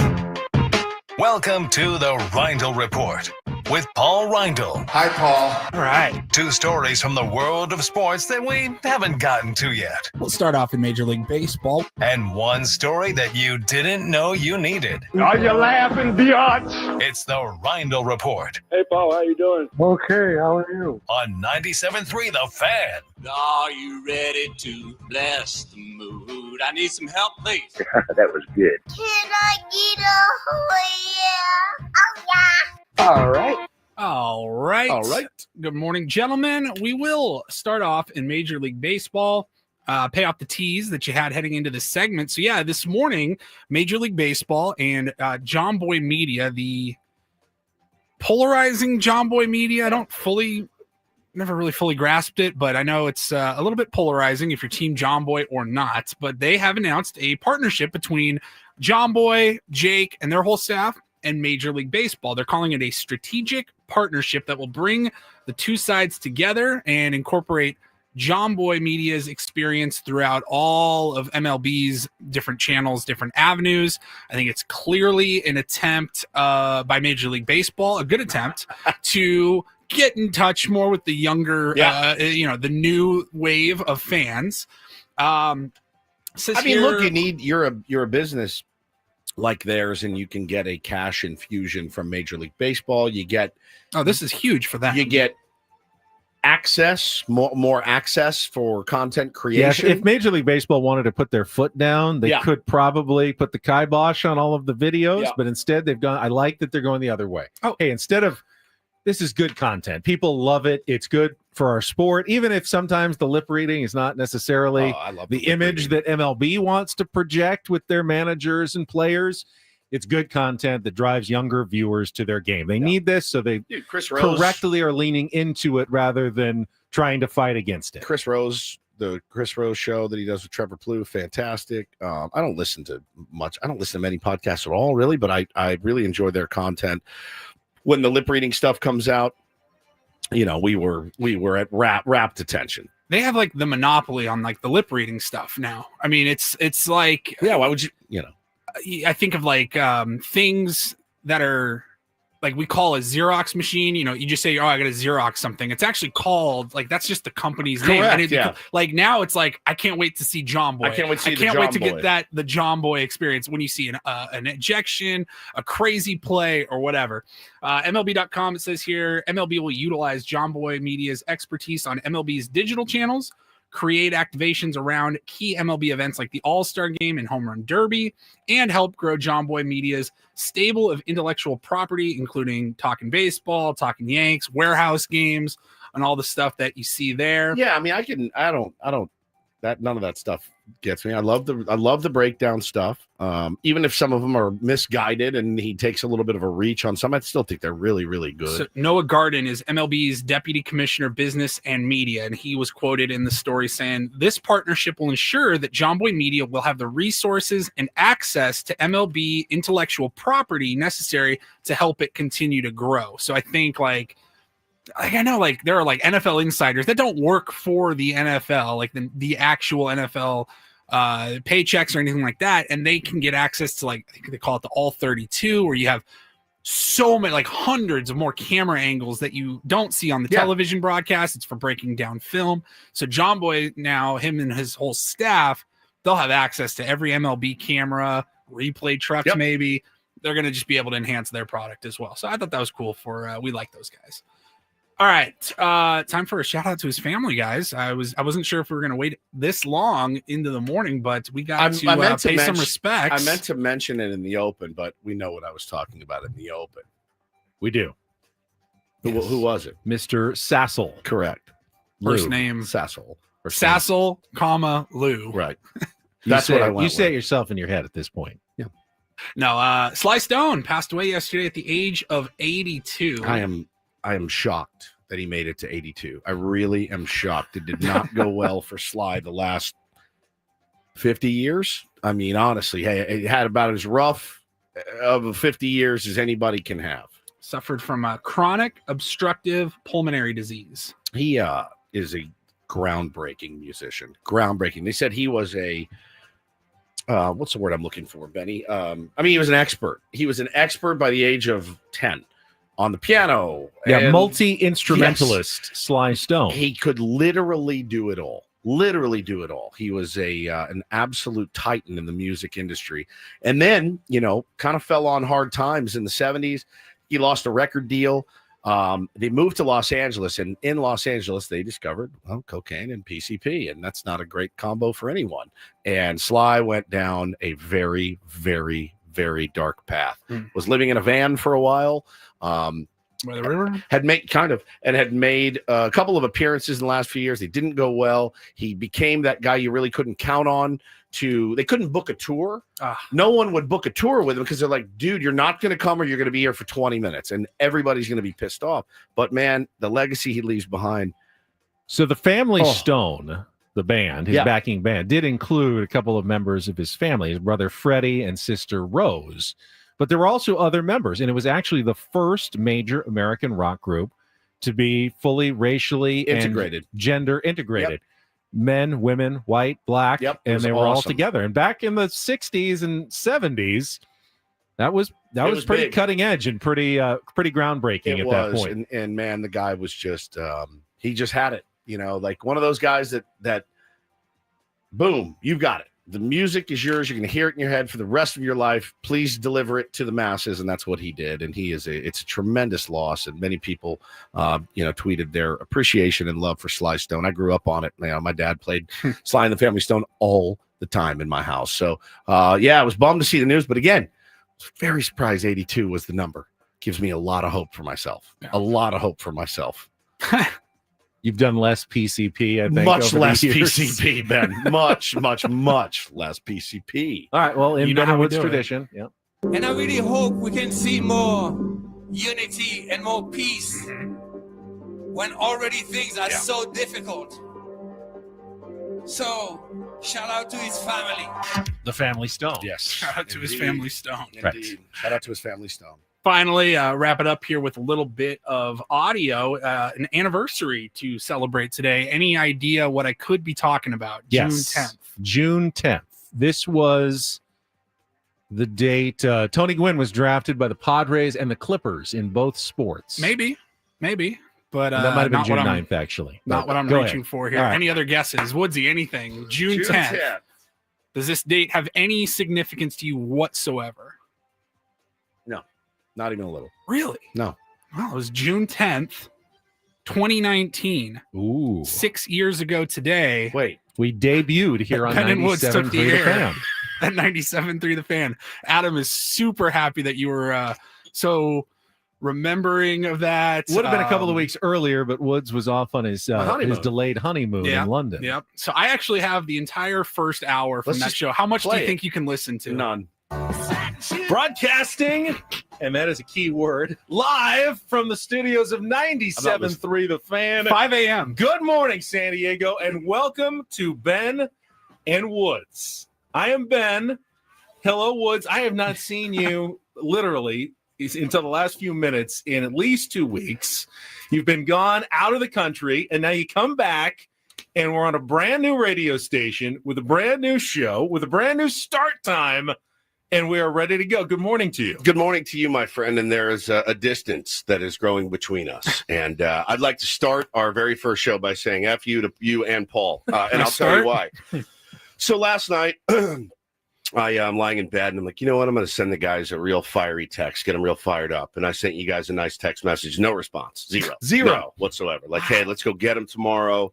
Let's do that. I think what we were getting into right there was you were mad about us not texting you back because Ben and I had to do Ben's television show, the Sunday night television show, to promote our new show on 97.3 the next morning, and you were not there. 6 years. 6 years. This studio, sitting in these chairs. A lot has changed. You know, we've changed our opening music. It's not the Stones anymore. You start talking first, not me. That was weird. That I started did you hear? talking first. Yeah, good morning, everybody. I was excited. What in the station. world? What happened?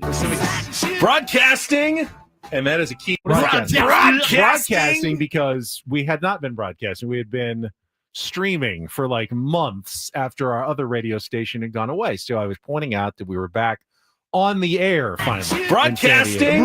Broadcasting. Joe Davis? What the hell? Broadcasting. Where is that energy gone in 6 years? Where is it? Well, apparently, like, I'm only going to morning. get. I don't want to be made fun of for that energy anymore. What in the more? I need more of his open. Yeah, as I didn't listen to it. It made me sick. Let me skip ahead here. Yeah. A few minutes. There's a lot of other people who are probably listen to tuning in for the first time that have been listening to 97.3 The Fan, whether it was Coach Quintero, you're listening to Gwen and Chris in the afternoon, and they've been teasing us. Why didn't you tell me? Did you just find out today it was our anniversary? I knew. You knew yesterday? Yeah. Oh, we could have done 4 hours on this instead of talking about that. I assumed you celebrated it, and we're going to remember yourself. I had no earthly idea. No, actually, I was back and forth. I didn't know if we were going to wait until Throwback Thursday and play that, or just do it on the actual anniversary. But yeah, 6 years ago today. Remember? I'd like to spend more time on this on Thursday. We can. It's done. We can. Yeah. We have no painfully game. so, but Broadcasting. Good morning, everybody. We're coming at you. That reminds me. Woods.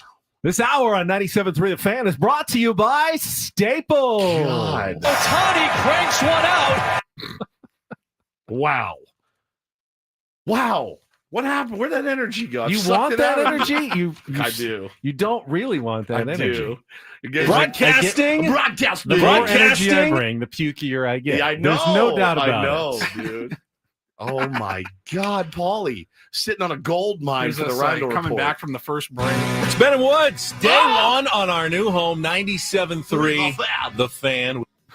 It's Ben and Woods on our new home, 97.3 The Fan. A little older, A little wiser. A little more tired. Yeah. All right, we'll be back tomorrow morning. Get you ready for early Padres baseball. Goodbye, everybody. Go Hopefully a Padres. rubber game tomorrow. For Paul Rhino, for Stephen Woods, I'm Ben Higgins. Braden's up next year on 97.3 The Fan. So long, everybody. Yes.